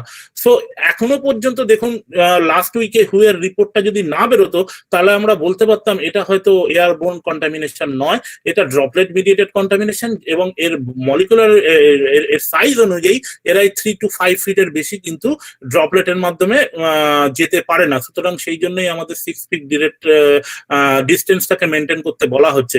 But নতুন থিওরি কি বলবে, কোনো যদি এটা এয়ারবোন হয়, তাহলে প্রোটেকশনের লেভেল কিন্তু সত্যি খুব অসম্ভব। অবশ্যই এই জিনিসগুলো আপনারা কেউই করবেন না। একটা ভিড় জায়গায় যখন যাচ্ছেন, তখন অবশ্যই মুখে মাস্ক লাগাবেন, এটা আমাদের করতে হবে। আবার বারবার বলছি, কোনো ওষুধ নেই, ডিটেকশন তো বটেই, সাথে এনভায়রনমেন্টাল পার্সপেক্টিভের দিক থেকে দেখতে গেলে এটা কিন্তু একটা ভয়ানক ক্ষতিকারক জিনিস। কারণ আমরা প্রচন্ড পরিমাণে এই জিনিসগুলোকে, এখন এই পিপিই গুলোকে ইউজ করছি, যেগুলো কিন্তু সঠিক জায়গায় ডিসপোজ করতে হবে। ইনডিসক্রিমিনেটলি এগুলো ফেলে রাখলে কিন্তু এগুলো থেকেও কন্টামিনেশন হওয়ার সম্ভাবনা আছে। লাস্ট আমি এই স্লাইডটা দেখিয়ে শেষ করতে চাই যে হার্ড ইমিউনিটি, এটা কি আমাদের কোনোভাবেই করোনা প্রোটেকশন দেওয়া সম্ভব? তো হার্ড ইমিউনিটি ব্যাপারটা কি? হার্ড ইমিউনিটি ব্যাপারটা হলো বেসিক্যালি যখন একটা পপুলেশনে কোনো ডিজিজের এগেনস্টে, সেটা যেমন আমি আগের উদাহরণটা দিলাম বিসিজি ভ্যাকসিন বা অন্য কোনো কারোর ক্ষেত্রে, যখন কোনো ভ্যাকসিন বাজারে আসে, তখন একটা পপুলেশনকে ভ্যাকসিনেটেড করা হয়, কিন্তু এই ভ্যাকসিনেশনটা অনেকে নিতে পারে না। যেমন ধরুন যারা খুব ওল্ড এজ বা নিউবর্ন বেবি, অনেক ক্ষেত্রে তারা ভ্যাকসিনটা নিতে পারে না, কিছু কিছু ডিজিজের ক্ষেত্রে, সব ডিজিজের ক্ষেত্রে না। সেক্ষেত্রে ধরুন একটা পপুলেশনে 100টা লোক আছে, তার মধ্যে আপনি 90 জন লোককে ভ্যাকসিনটা দিতে পারলেন, বাট বাকি 10 জন লোককে ভ্যাকসিনটা দিতে পারলেন না। কিন্তু অ্যাজ এ কমিউনিটি ওই 90 জনের যে ভাইরাসের এগেনস্টে বা কোনো প্যাথোজেনের এগেনস্টে যে প্রোটেকশনটা পেলো, সামহাও ওটা অন্য 10 জনকে ইনফেকশন হওয়ার চান্স থেকে বাঁচাবে। তো এইটাকে বলা হয় প্যাসিভলি গেটিং ইমিউনিটি। এটা কিন্তু এটাকে হার্ড ইমিউনিটি, ইমিউনোলজির টার্মে হার্ড ইমিউনিটি বলা হয়, যেটা কিন্তু ভ্যাকসিনের মাধ্যমে দেওয়া সম্ভব।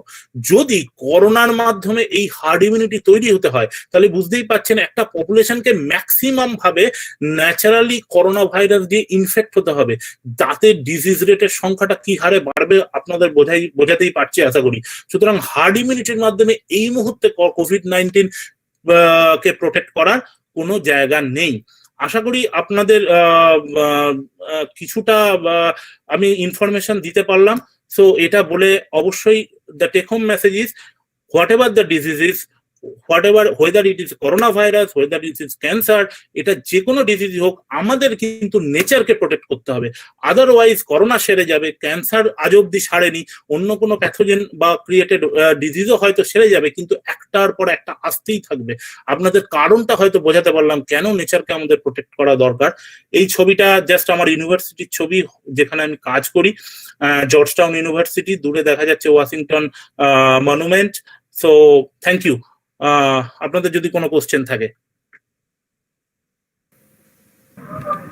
Thank you doctor Shubhadeep Kundu. Any question please?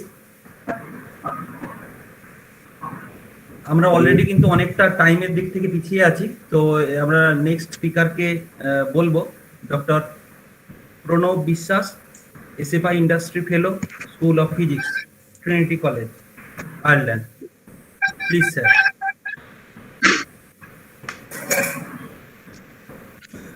Hello everybody. This is a great honor to me to be here today. This is and I would like to express my sincere gratitude to the SR's Fatehpuria College and the Department of Environmental Science. I would like to thank the chairperson, Dr. Sujata Mukhopadhyay. I would like to thank joint convener, Dr. Probir Kumar Datto and Mr. Pinaki Bose. So, and I would like to thank all the audience here. Let me start with introducing myself. I am Pranab বিশ্বাস. I was born and brought up in a village in Nagashipara police station in Nadia district, and I was graduated with physics honors from Calcutta University, and then afterwards I completed MSc in Environmental Science from Department of Environmental Science, Kollam University. And then I did MPhil in Jadavpur University, and likewise I did PhD from IIT Kharagpur. And then since last more than 5 years, I have been working in different universities in South Korea, Portugal, and currently in Trinity College Dublin. Especially I'm working on mostly on photovoltaics, means I would like to say green energy. I would be more comfortable to be connected with green energy, photovoltaics, as well as currently I'm working on hydrogen evolution. So this was a little bit introduction of mine, and then I would like to cover up some introductory part. Basically the webinar is on COVID-19 pandemic and environment, but my topic is environment need more. Maybe I should share my screen. I have forgot.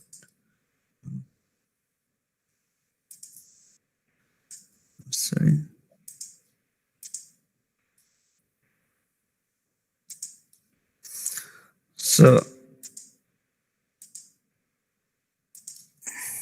So my topic is environment need more critical thinking in recent scenario. This is in terms of COVID-19 pandemic, means what I would say, environment, we all know environment is immensely benefiting out of COVID-19, but unfortunately, it's only for us who are really affected by COVID-19.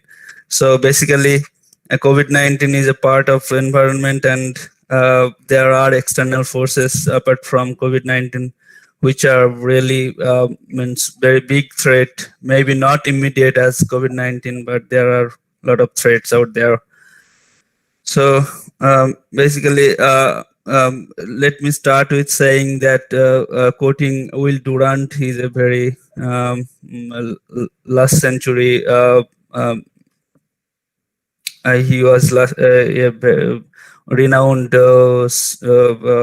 historian who said that civilization exists by geological consent, subject to change without notice. So there are loads of forces which are defining our daily life and our existence overall.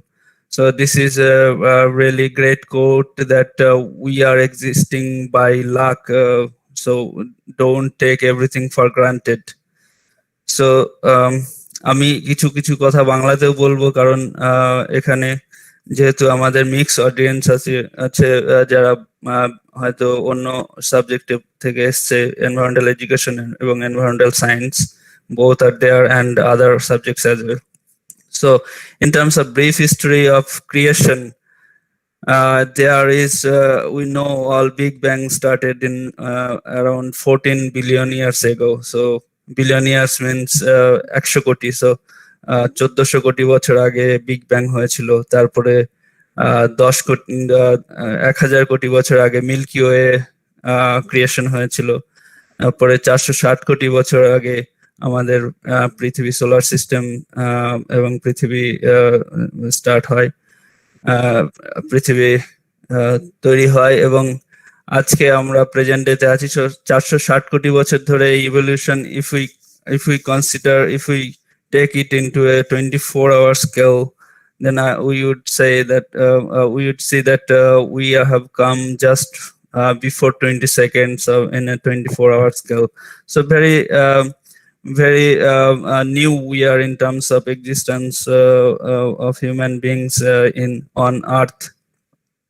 So in terms of impact, if you see, so this is a whole lot of evolutions happened since last 4.6 billion years.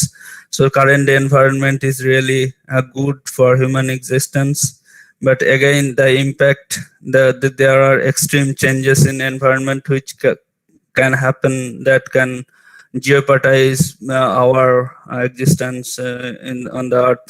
So there are several causes which can cause extreme changes in environment. There are natural causes, as means in the universe. If we see, we are like riding on a roller coaster, which means আমি বাংলায় বলতে হবে যে আমাদের যদি একটা simple হিসাব করে দেখা যায়, revolution and rotation, both motions are there for earth.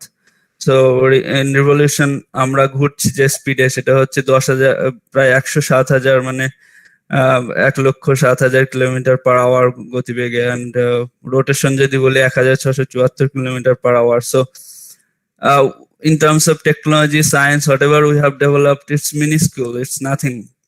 So and again there could be extreme changes if we look at the scale.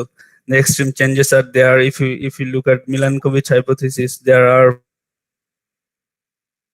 means like in terms of its creation, there are changes, extreme changes in environment may happen, like eccentricity, change in eccentricity. This one for 1 lakh years there is a cycle. So there, every change in the rotation may takes place. Lot of can cause lot of extreme changes in environment as well. So this all happens in a cyclic process, like on every 1 lakh years. So likewise, tilting of the Earth, where celestial axis and its revolution axis is is the make an angle of 23.5 currently, which can tilt from 21 degree to 24.5 degree. This can also cause a lot of changes in the environment. And then also there is precession. So there is also a cyclic precession which can happen every 23,000 years. So this is one of Milankovitch habit. This could be happen naturally, but and again, apart from this, there is magnetic pole movement. So if we see this figure, the magnetic pole has been changed a lot during last 100 years. So from Canada to currently very close to geographical North Pole. So and not only that, it was found that in last 83 million years, there was reversal of magnetic poles 183 times, and every reversal can make mass extinction. So these are the some natural forces which can causes extreme changes in the environment and can cause mass extinction. And then there is man-made cause, which is anthropogenic. This is some kind of, we are accelerating this kind of changes, which is very extreme. So because of soil contamination, air pollution, all the pollutions are there, and some contamination. And if we look at the cycle of carbon cycle, then we can see that it was happening like a sinusoidal wave, but nowadays it has gone up it's going up means unending way. So the carbon cycle means carbon can cause, we all know it can cause global warming. So we are emitting a lot of carbons, that means. So there is global, we are mostly focused means আমরা বেশিরভাগ সময় focus করি যে আমরা বেশিরভাগ সময় focus করি যে আমরা গ্লোবাল প্রবলেমগুলোর উপরে, কারণ এইগুলোই বেশিরভাগ সময় সিলেবাসে থাকে।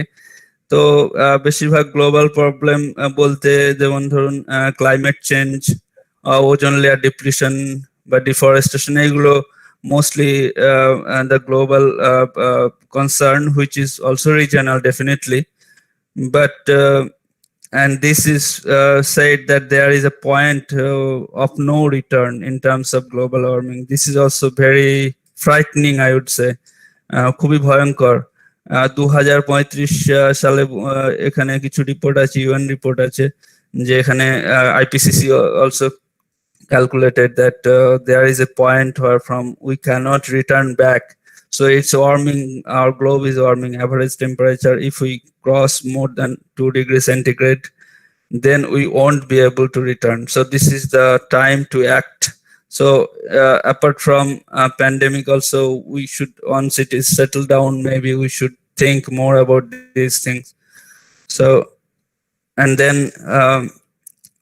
this is, if you look at this figure, there just 0.5 degree variation of global warming, global temperature, average temperature, can cause a huge difference in terms of species extinction, in terms of extreme weather. It will increase a lot, means just 0.5 degree. Water availability, and means Arctic sea ice melting. It is culturally in a cycle, but we are accelerating this. This is the thing we should stop. We in that regard. So some major concern, I would mostly focus in my talk on regional concerns, because we are মানে আমরা এখনই আমাদের গ্রাম বাংলা বা ইন্ডিয়ানরা as a whole, we use very less energy, I would say. Though our population is huge, but we mostly use less energy consumption per capita. So I'm not so worried about those things like in terms of global warming, but we will definitely contribute in that regard as well. But also there are some regional concerns which we could contribute heavily, as well as this is the concerns where global leaders wouldn't say anything. and we should be very much careful about one environment, like in terms of regional concern, because even in the syllabus maybe it's not included. So I would request our students, our future generation, to mostly focus on regional concerns. Now, there are a lot of concerns,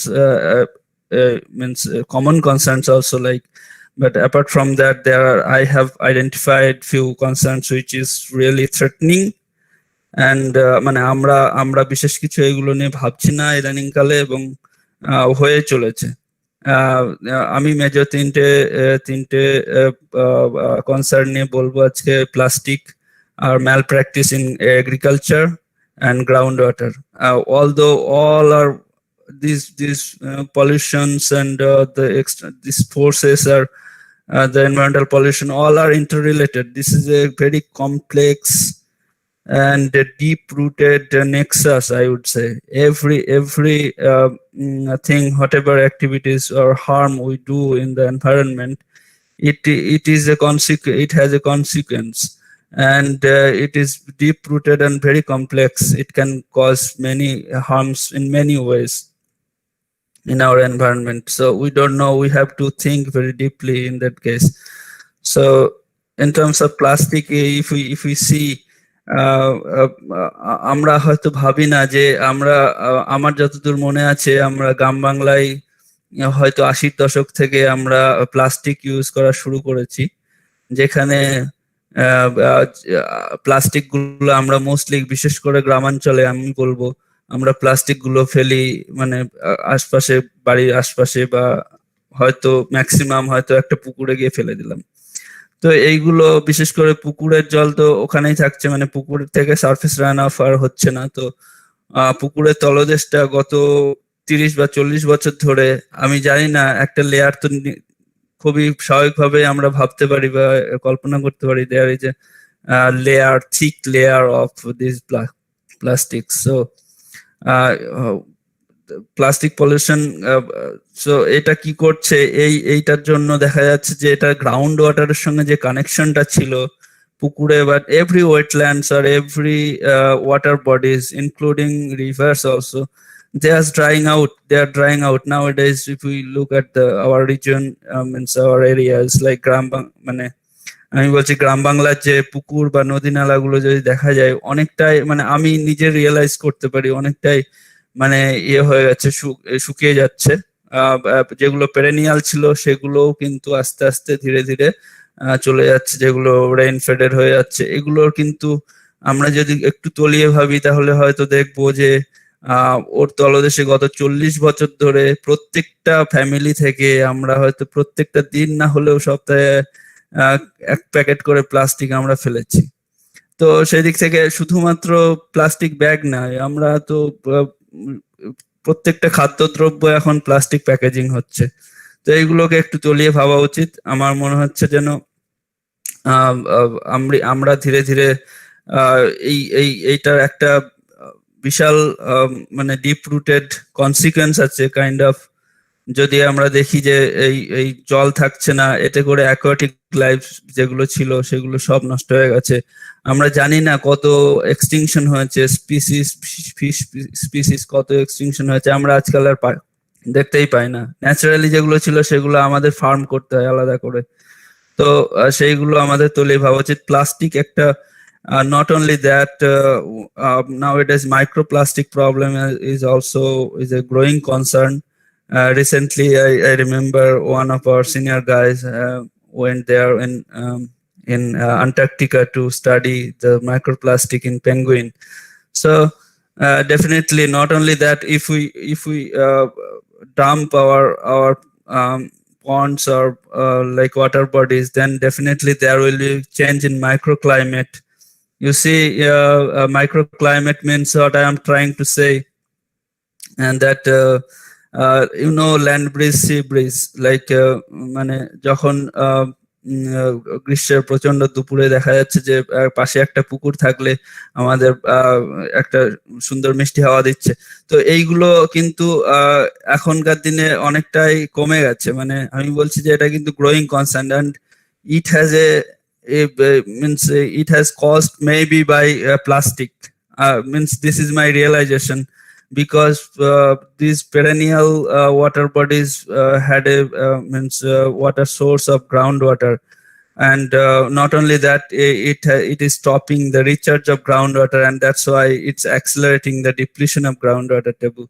So groundwater table also going down day by day because of this natural recharge of water bodies is hindering largely by this plastic pollution.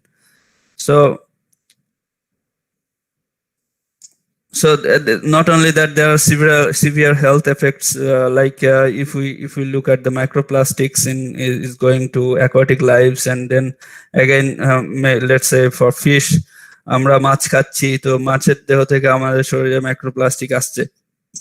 A lot of research has to be done on that regard, so that we can get to know what is going on exactly in terms of this plastic pollution. We don't know that the roots, how it is going through the channelizing the microplastics. So definitely there is a thing which we should very much careful about. Maybe we should think about our solid waste management in village area. It's a growing concern.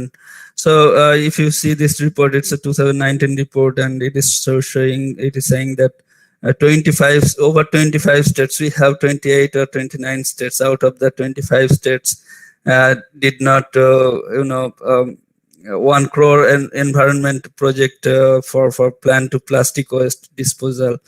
They didn't implement. So state gulo implement korche na, তো তারা সেজন্য দেখা যাচ্ছে যে সেটা একটা growing concern. আর আমরা সেগুলোকে কিন্তু আমরা বড় রকমের ড্রাইভ দিতে পারি, যে গভর্নমেন্টের কাছে প্রপোজাল দিতে পারি। এইগুলো কিন্তু আমি সবসময় ছাত্রদের বলি যে আমাদের environment is not only a subject, it's a mission. So we should be very much careful, and we should involve everybody. Like 100% population of India as a student of environment, a lost of means our effort if we only study and go on. So in terms of other concern, like next concern, I would say for regional concern, malpractices in agriculture. So what is happening in agriculture? We are using fertilizers, herbicides, pesticides, fungicides, and there is a loads of groundwater irrigation, and also we are using hybrid like seeds or like GM food we are eating nowadays.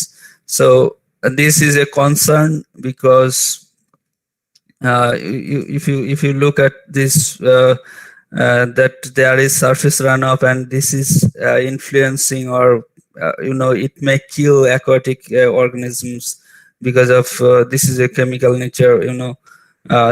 This may be at the level or degree of toxicity is much more in the aquatic lives. They cannot tolerate, maybe. So we should be. It is kind of malpractice, I would say. So because people are showing nowadays, if you look at there are examples of people are trying in a local scale that they are trying to make more, foods from organic farming. So I would definitely say there is alternatives to not to use this kind of chemicals, which may have deep-rooted influence in terms of socio-economy of our villages. So this malpractices in agriculture should be stopped. I think it's better for our future and then sustainability, I would say. It may deplete groundwater as well, because we are excessively using in village area, which is it is really regional. If you look at in a global scale, they don't use that much groundwater for irrigation, but we use hugely. Domestic use is okay, it is very less percentage, probably we can compensate by recharging, but for groundwater irrigation it's huge.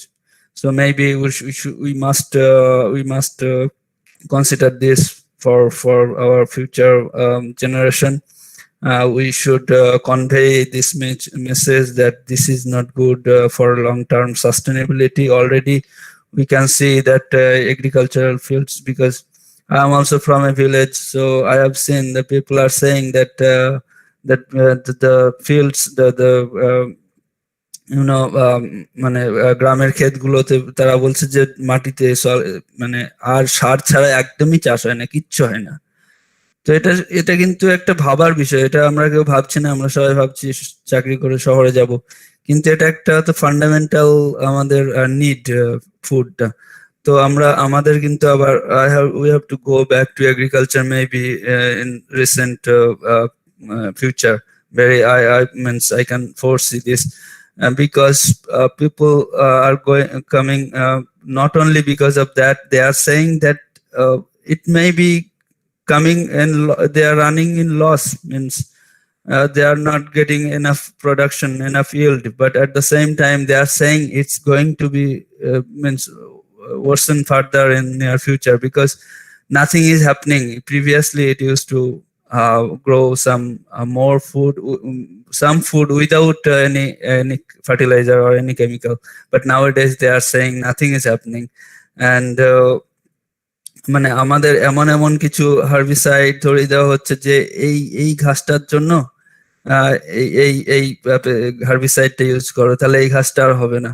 তো এই করে আমাদেরকে ধরিয়ে দেওয়া হচ্ছে, এবং সত্যি এটা কিন্তু মানে খুবই ভাবার বিষয়। মানে এটা আমি জানি না, মানে আপনাদের প্রত্যেকের ভাবা উচিত, এবং প্রত্যেকের উচিত যাতে আমরা গ্রামের এবং সবাইকে আরো কিছু মানুষকে এই ব্যাপারে ইয়ে করতে পারি, এডুকেট করতে পারি। তো আমার যেটা কথা হচ্ছে যে গ্রামের দিকে এই জিনিসটা ম্যালপ্র্যাকটিসটা খুব বেশি হচ্ছে ইদানিং কালে, আর এটা গ্রাউন্ড ওয়াটার ডিপ্লিটেও অনেকটাই অ্যাসিস্ট করছে, যেটা আমরা not expected. And then also health effect and socio-economic condition is worsening day by day because আমরা সবাই বুঝি যে যতই হোক সার দেওয়া খাবার আর অর্গানিক ফার্মিং এর মধ্যে পার্থক্য আছে। আমরা যেটার ফলন ভালো হচ্ছে সেটা করছি, ফার্স্ট অফ অল সেই ব্রিডটাই করছি। সেকেন্ডলি আমরা দিচ্ছি হিউজ পরিমাণে fertiliser, herbicide, pesticide, all are being used. So definitely they are in a minute scale or maybe going through our system, going to our health. So definitely we are being affected day by day, but we cannot see it, and this is a very regional problem, and that's why people are not so bothered about this. This is very regional, so we should take care of this. Means the college, schools, maybe more like awareness program. মানে আমাদের আরো বেশি এখানে সচেতন হতে হবে এই malpractice in agriculture, because this is our basic need, and also it can cost us hugely in near future. So another thing is groundwater, but everything is I have told again and again, this is deep rooted and complex nexus. So everything is interrelated, but still groundwater is another means regional problem, maybe coming out very soon, or already you can understand this. There is uncontrolled extraction, as I have already mentioned, that for irrigation, and wetland encroachment. Those are wetlands, or those wetlands are basically the places of natural recharge of groundwater. So basically what we are doing, wetland, we are encroaching the wetland.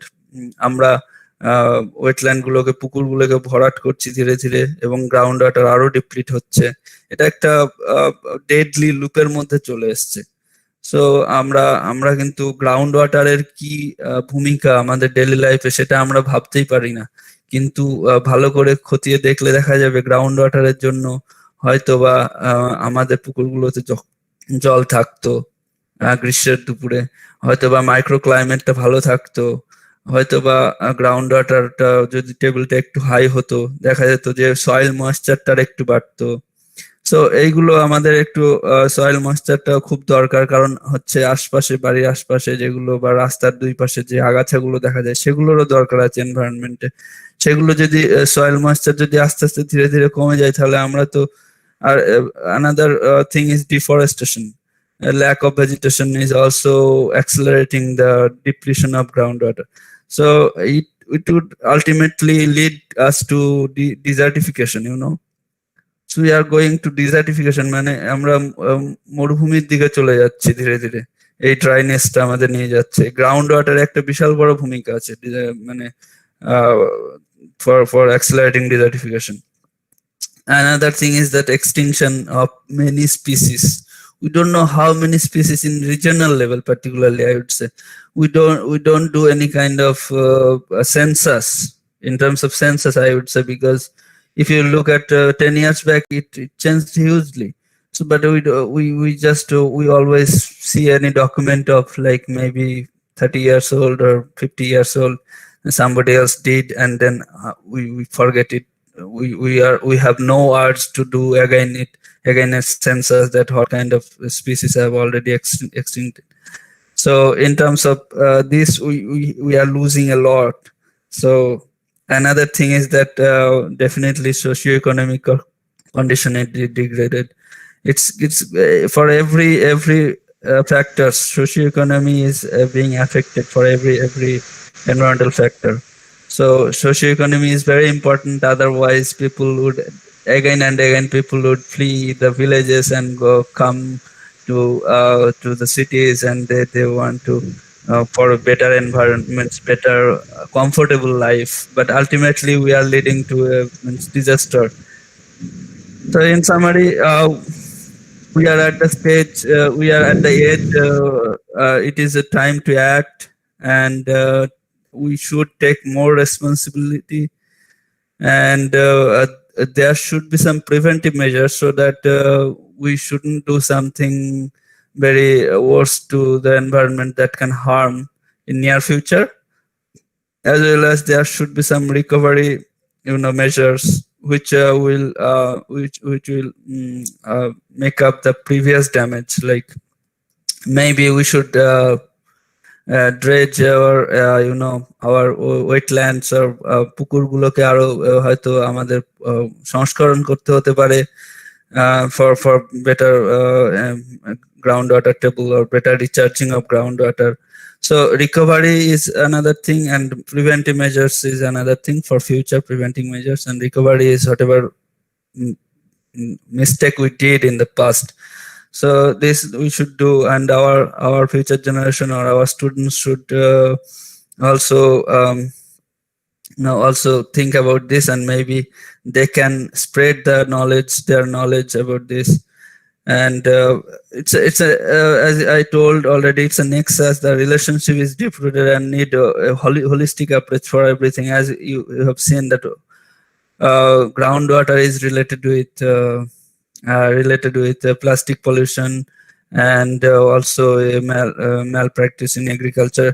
So everything is interrelated. So it needs holistic approach, and we should be careful of our every step so that we are not hampering. We don't hamper for the second another like environmental parameter. So we need a census.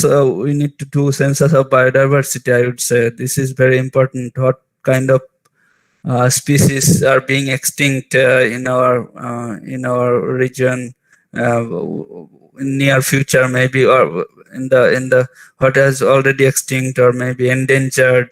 We should do it maybe every 5 years or 10 years, so that we should either preserve them, conserve them, and then again we should take care of them. Maybe we should take some measures to protect them. So another thing is that minimize wastage of resources. So we should minimize our wastage. Sometimes we have seen that we waste many things, means even we do not know, we do not need it, but sometimes আমরা প্রচুর জিনিস নষ্ট করি। So এইগুলোকে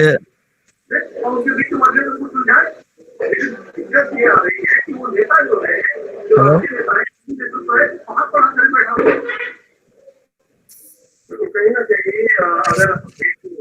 Hello?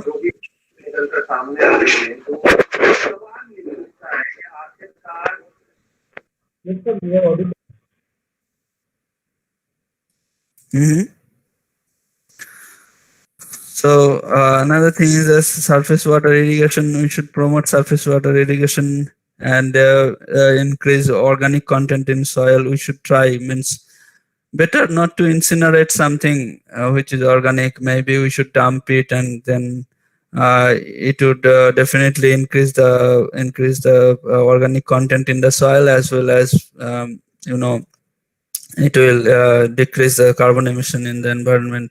So আমরা যদি কিছু শুকনো পাতা বা কিছু পাই, মানে আমরা অনেক সময় পুড়িয়ে দিই, পোড়ানোর থেকে আমার মনে হয় ডাম্প করাটা বেটার। তাহলে কি হবে, আমাদের সয়েলে অর্গানিক কন্টেন্টটা বাড়বে, এবং দেখা যাবে যে at the same time means other means the carbon emission will decrease in the environment, so that it won't contribute to the global warming. And there is plastic, minimize use our plastic and then try alternative maybe. Very recently I have seen a report that in Australia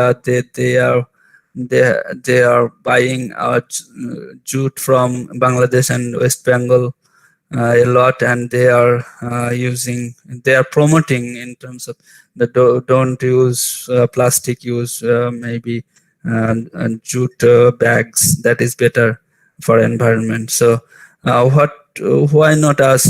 Why Australia only? So we can also promote some alternative either, or maybe we should go for a little bit of jute, because though maybe it won't be that much economical, but at the same time if we see long term basis, then it is definitely good. And then again, we need a solid waste management system in our villages, particularly, I would say, because we are all throwing away our plastic bags every day or every week to our water bodies.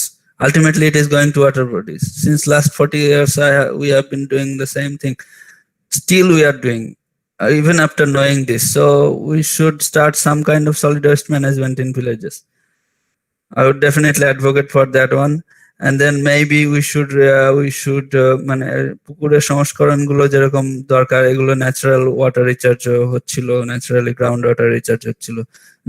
যদি সম্ভব হয় যে আমরা অনেক কিছু হয়তো NGO খুললাম, যেটা যাদের হয়তো কিছু ফান্ডিং এর দরকার, হয়তো ড্রেজার কিনে পুকুরগুলোকে, গ্রামের পুকুরগুলোকে সংস্কার করলাম, সেগুলোর খুব দরকার আছে। কিন্তু তো আমরা এগুলো তলিয়ে ভাবি না, কিন্তু আমরা খুবই কিনারে চলে এসেছি। এখন কিন্তু ভাবার সময় এসছে, আর কিন্তু অনেকটাই সময় পেরিয়ে এসছে আমরা। আর আরেকটা হচ্ছে environmental awareness. As I told you that maybe we would like to have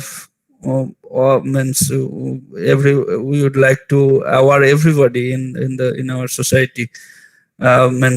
Even illiterate people should be educated on this, about environmental these kind of concerns. And we would like everybody, like, not only that's why environmental education has been started. And environmental education is very, very good, I would say, in terms of spreading the awareness. So science is more in depth, but education is also necessary.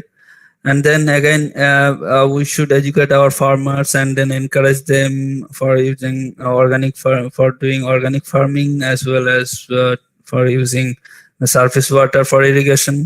We should educate them more how to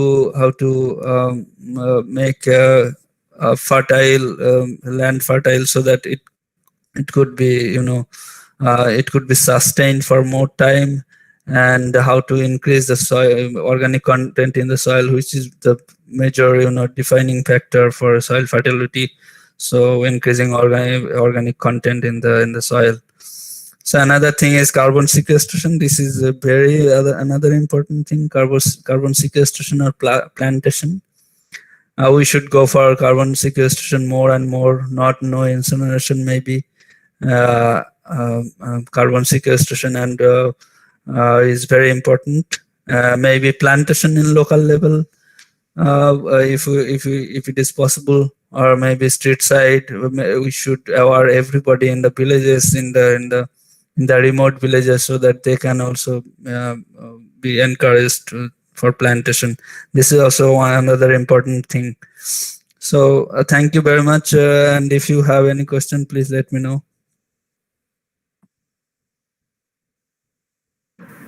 Thank you, Dr. Pranab বিশ্বাস। আমাদের respectable স্পিকাররা ওনারা বক্তব্য রেখেছেন। তো এই প্রসঙ্গে যদি আপনাদের কারো কোনো কিছু কোয়ারি থাকে বা প্রশ্ন থাকে বলতে পারেন।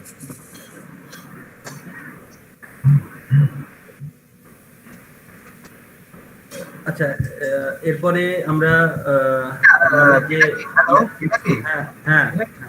আমি ইউটিউব চ্যাট বক্সে একটা প্রশ্ন পেয়েছি, সেটা কিছু বলবো? উনি অবশ্যই ইউটিউব থেকে ফার্স্ট স্পিকারের জন্য প্রশ্ন করেছেন। হ্যাঁ, তো ডক্টর সৌমদীপ কুন্ডু কি আছে? হ্যাঁ, তো আমি একটা প্রশ্ন পেয়েছি, হচ্ছে দেবানন্দ কুন্ডু বলছেন, can we use bats antibody for plasma therapy in COVID-19? আমি প্রশ্নগুলো শুনতে পেলাম না ঠিক। আচ্ছা, ঠিক আছে, আমি আবার রিপিট করছি। ব্যাকগ্রাউন্ডে আওয়াজ হচ্ছে, যার জন্য ওটা ব্লার হয়ে যাচ্ছে, আমি শুনতে পাচ্ছি। হ্যালো, এবার বলুন। হ্যাঁ, বলছি যে can we use bats antibody for plasma therapy in COVID-19? হ্যাঁ, আমি খুবই গুরুত্বপূর্ণ প্রশ্ন। তো যেটা হয়,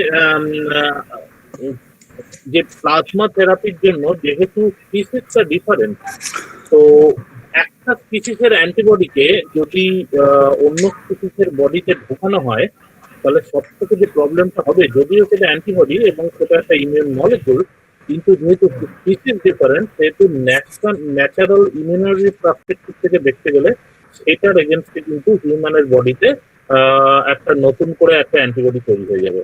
সুতরাং কনসেপশনটা প্লাজমা থেরাপির হলো যে সেম স্পিসিসের প্লাজমা, সেক্ষেত্রে হিউম্যান টু হিউম্যান প্লাজমা দেওয়ার ক্ষেত্রেও অনেক প্রিকশন নেওয়া হয়। প্লাজমা মানে তো আমি আমার সাইটটা যদি দেখে থাকুন বা থাকো তোমরা, তাহলে বুঝতে পারবে যে প্লাজমাটা তো অনেক কিছু।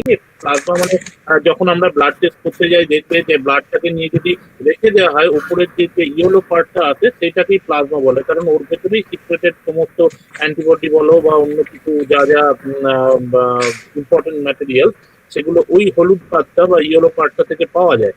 তো এখন সেক্ষেত্রে কিন্তু অত্যন্ত সাবধানতা অবলম্বন করা দরকার। সেগুলো ইমিউনোলজি, যারা ইমিউনোলজি পড়ো বা পড়েন বা ইমিউনোলজি টিচার আছেন, তারা ব্যাপারটা বুঝতে পারবেন। সুতরাং স্পিসিস টু স্পিসিস কিন্তু প্লাজমা থেরাপিটা একদমই ফিজিবল নয়। Human two human plasma therapy সেটা কিন্তু এখন ক্লিনিক্যাল ট্রায়ালে আছে। Thank you. আশা করি দেবারতী গুহ ওনার অ্যান্সার পেয়ে গেছেন। আর আরেকটা প্রশ্ন নিয়ে নেব। ইনি হচ্ছে প্রশ্নটা করেছেন সেকেন্ড স্পিকারের জন্য, অচিন্ত বাউলি। উনি বলছেন, sir, how can we to protect our ground water? উনি হয়তো বলতে চাইছেন যে what are the alternatives available with us for protecting ground water. Normally আপনি একটা প্রশ্ন করেছেন যে,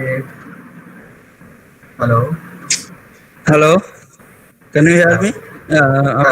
আমাকে শুনতে পাচ্ছেন? হ্যাঁ, তো গ্রাউন্ড ওয়াটার প্রোটেকশন। হ্যালো, হ্যাঁ, তো হ্যাঁ, প্রশ্নটা খুবই স্বাভাবিক, কিন্তু গ্রাউন্ড ওয়াটার প্রোটেকশন বলতে গ্রাউন্ড ওয়াটার যেটা ছিল আমাদের ন্যাচারাল যেটা সাইকেল ছিল, যেটা হচ্ছে রিচার্জিং, যেটা ন্যাচারালি হতো, সেটাই প্রোটেকশন বলতে আমি আশা করি সেটাই বুঝিয়েছে। তো ন্যাচারাল রিচার্জ যেটা হতো সেটা আবার নতুন করে শুরু করতে গেলে ডেফিনেটলি যেটা কন্ট্যাক্টটা ছিল আমাদের দীর্ঘকালীন জল মানে ওয়াটার বডিজের তলদেশ থেকেই বেসিক্যালি গ্রাউন্ড ওয়াটারের সঙ্গে কানেক্টেড হতো, মানে গ্রাউন্ড ওয়াটারের রিচার্জ হতো। তো সেই দিক থেকে আমার মনে হয় ওয়াটার বডিগুলো more something like we can dredge it and then we should try not to excavate more groundwater for irrigation purpose. We are মানে আমরা তো বেসিক্যালি নদীমাতৃক অলমোস্ট মানে পশ্চিমবঙ্গ আমি বলবো, তো প্রচুর নদী আছে, প্রত্যেকটা গ্রামের অলমোস্ট আশপাশ দিয়ে নদী আছে। যদি সেরকম না হয় সেক্ষেত্রে গ্রাউন্ড ওয়াটার তো তুলতেই হবে, কিন্তু আমরা চেষ্টা করবো যেখানে নদী আছে সারফেস ওয়াটার দিয়েই চাষবাস করার, তাহলে আমরা অনেকটাই গ্রাউন্ড ওয়াটারকে প্রোটেক্ট করতে পারবো। আর তাহলে হয়তো ওয়াটার টেবিলটা অতটা নামবে না। আর রিচার্জ একটা হচ্ছে, তোলাটা কম করতে হবে, উল্টো দিক থেকে রিচার্জটা মানে আগে যেরকম হতো ন্যাচারালি সেটা করতে দিতে হবে। রিচার্জটা বেসিক্যালি বন্ধ হয়ে গেছে। আমার যেটা দৃঢ় ধারণা সেটা হচ্ছে ওই প্লাস্টিক পলিউশনের জন্য। একটা 40 বছরের, আপনি ভাবুন 40 বছরের একটা প্লাস্টিকের layer, just unimaginable. We should renovate our ponds or water bodies. I think so. Thank you. Thank you. Pinaki, তাহলে আমরা এবার হচ্ছে আমাদের গুগল মিটে যারা আছেন এখন, এখান থেকে যদি কোনো প্রশ্ন আসে তাহলে সেই প্রশ্নটা আমরা নিতে পারি। আমরা বেশি নিতে পারবো না, because we are already running out of time. আমি আশা করি 3 থেকে 4টে প্রশ্ন মধ্যে সীমাবদ্ধ রাখি। হ্যাঁ, আপাতত যারা আছেন তারা ছোট করে কোশ্চেন করতে পারেন। আমরা রানিং আউট অফ টাইম আপনারা বুঝতেই পারছেন। যদি কারো কিছু কোশ্চেন থাকে তাহলে আপনারা বলতে পারেন এখন।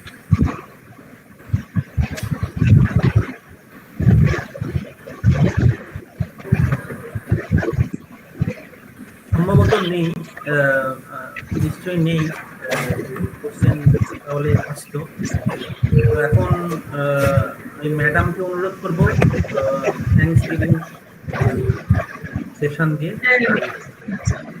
অসংখ্য অভিনন্দন শুভদীপ এবং প্রণবকে, তারা তাদের বক্তব্য পেশ করলেন এবং আমরা সমৃদ্ধ হলাম। আমাদের সহকর্মী বন্ধুরা অনেকে উপস্থিত ছিলেন, আমার ছাত্রছাত্রীরা ছিলেন, তারা সকলেই সমৃদ্ধ হয়েছেন। প্রশ্ন নেই মানে আমরা সকলেই সন্তুষ্ট হয়েছি। জানার আগ্রহ আরো রইল। আগামী দিনে শুভদীপ এবং প্রণব দুজনকেই আমরা আশা রাখবো আমাদের কলেজে ইন্টারন্যাশনাল ওয়েবিনারে আবারও তারা অংশগ্রহণ করবেন। তাদের জন্য শুভেচ্ছা, অভিনন্দন। আর যারা আজকে অংশ নিয়েছিলেন, অধ্যাপক, অধ্যাপিকা এবং আমার প্রিয় ছাত্রছাত্রীরা সকলকেও, এবং সেই সঙ্গে পিনাকি, ডিপার্টমেন্ট এনভায়রনমেন্টাল সায়েন্সের আমার পক্ষ থেকে অজস্র অভিনন্দন এবং ধন্যবাদ জানাই। আজকের সেশন এখানে সমাপ্ত হলো। Thank you, madam. Thank you.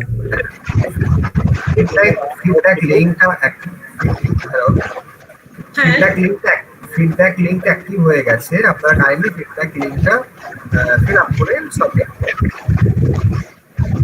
Registry সার্টিফিকেটের ব্যাপারটা বলে দাও। হ্যাঁ, আমাদের সার্টিফিকেট মেলে, আমাদের সার্টিফিকেট মেলে জেনারেট করে মেলে কিন্তু পাঠানো হবে। আপনারা ফিডব্যাক যে আছে ওটা ফিল আপ করে আপনারা পাঠাবেন, আমরা আপনাদের মেলে আপনাদের সার্টিফিকেটটা পাঠিয়ে দেব। ওকে, থ্যাংক ইউ। হ্যাঁ হ্যাঁ হ্যাঁ, ইউটিউবে দিয়ে দিয়েছি। হ্যাঁ, ইউটিউবে দিয়ে দিয়েছি। হ্যাঁ হ্যাঁ, বন্ধ। Thank you.